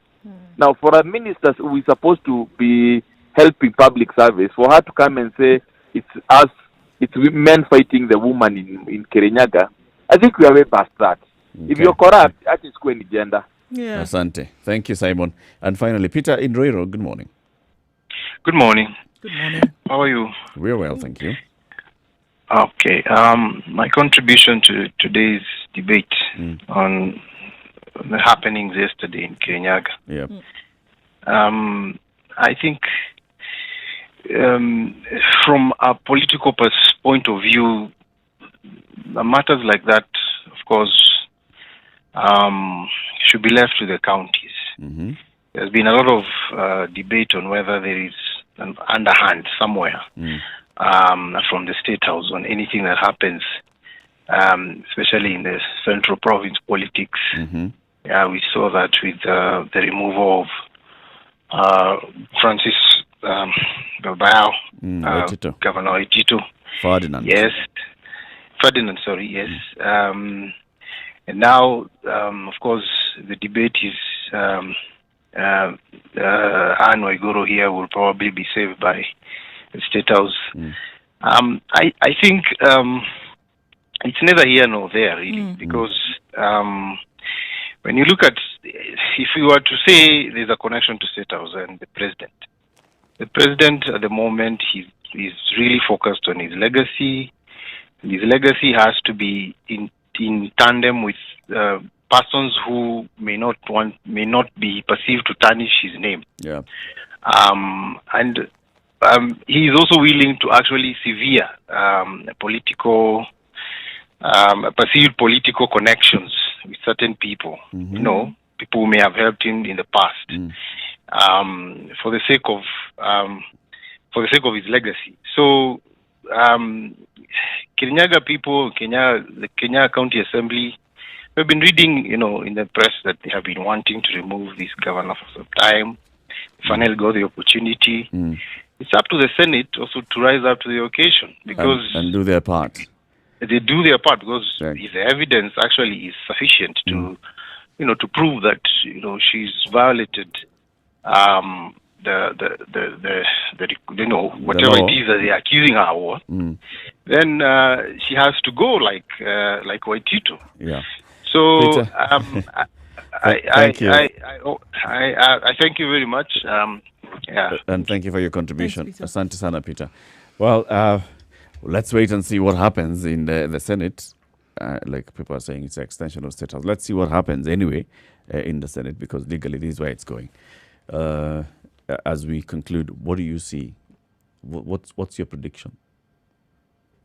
This gentleman actually put it fairly clearly. Depends on what the president feels is in his interest. Bus. Yep. People be damned. Oh, yeah. I mean, at this point, that's what it looks like it's going to happen, and just from all indications. It doesn't really matter. It should. As we conclude today's proverb, one falsehood spoils 1,000 truths. So you keep bringing up the NYS. Despite everything else, you'll just keep bringing up NYS. And I will completely forget Huduma number, and I will also forget the 30% allocation for any procurement for people with disability, for women, and for the youth. Or the revamping of the NYS. I will completely forget that. Yeah. Everything. Yes. You'll only think about NYS. Unfortunately. See you again tomorrow, Thursday. the 11th day of June. From now until 2, uninterrupted music, and then Monique takes you home on Spice Drive 2 to 6 p.m. And then 7 to 10, the adults in the room will be here. See you tomorrow. CT Muga, Nduoko and Eric Latif saying goodbye. And thank you very much for tuning in to The Situation Room, Kenya's biggest conversation.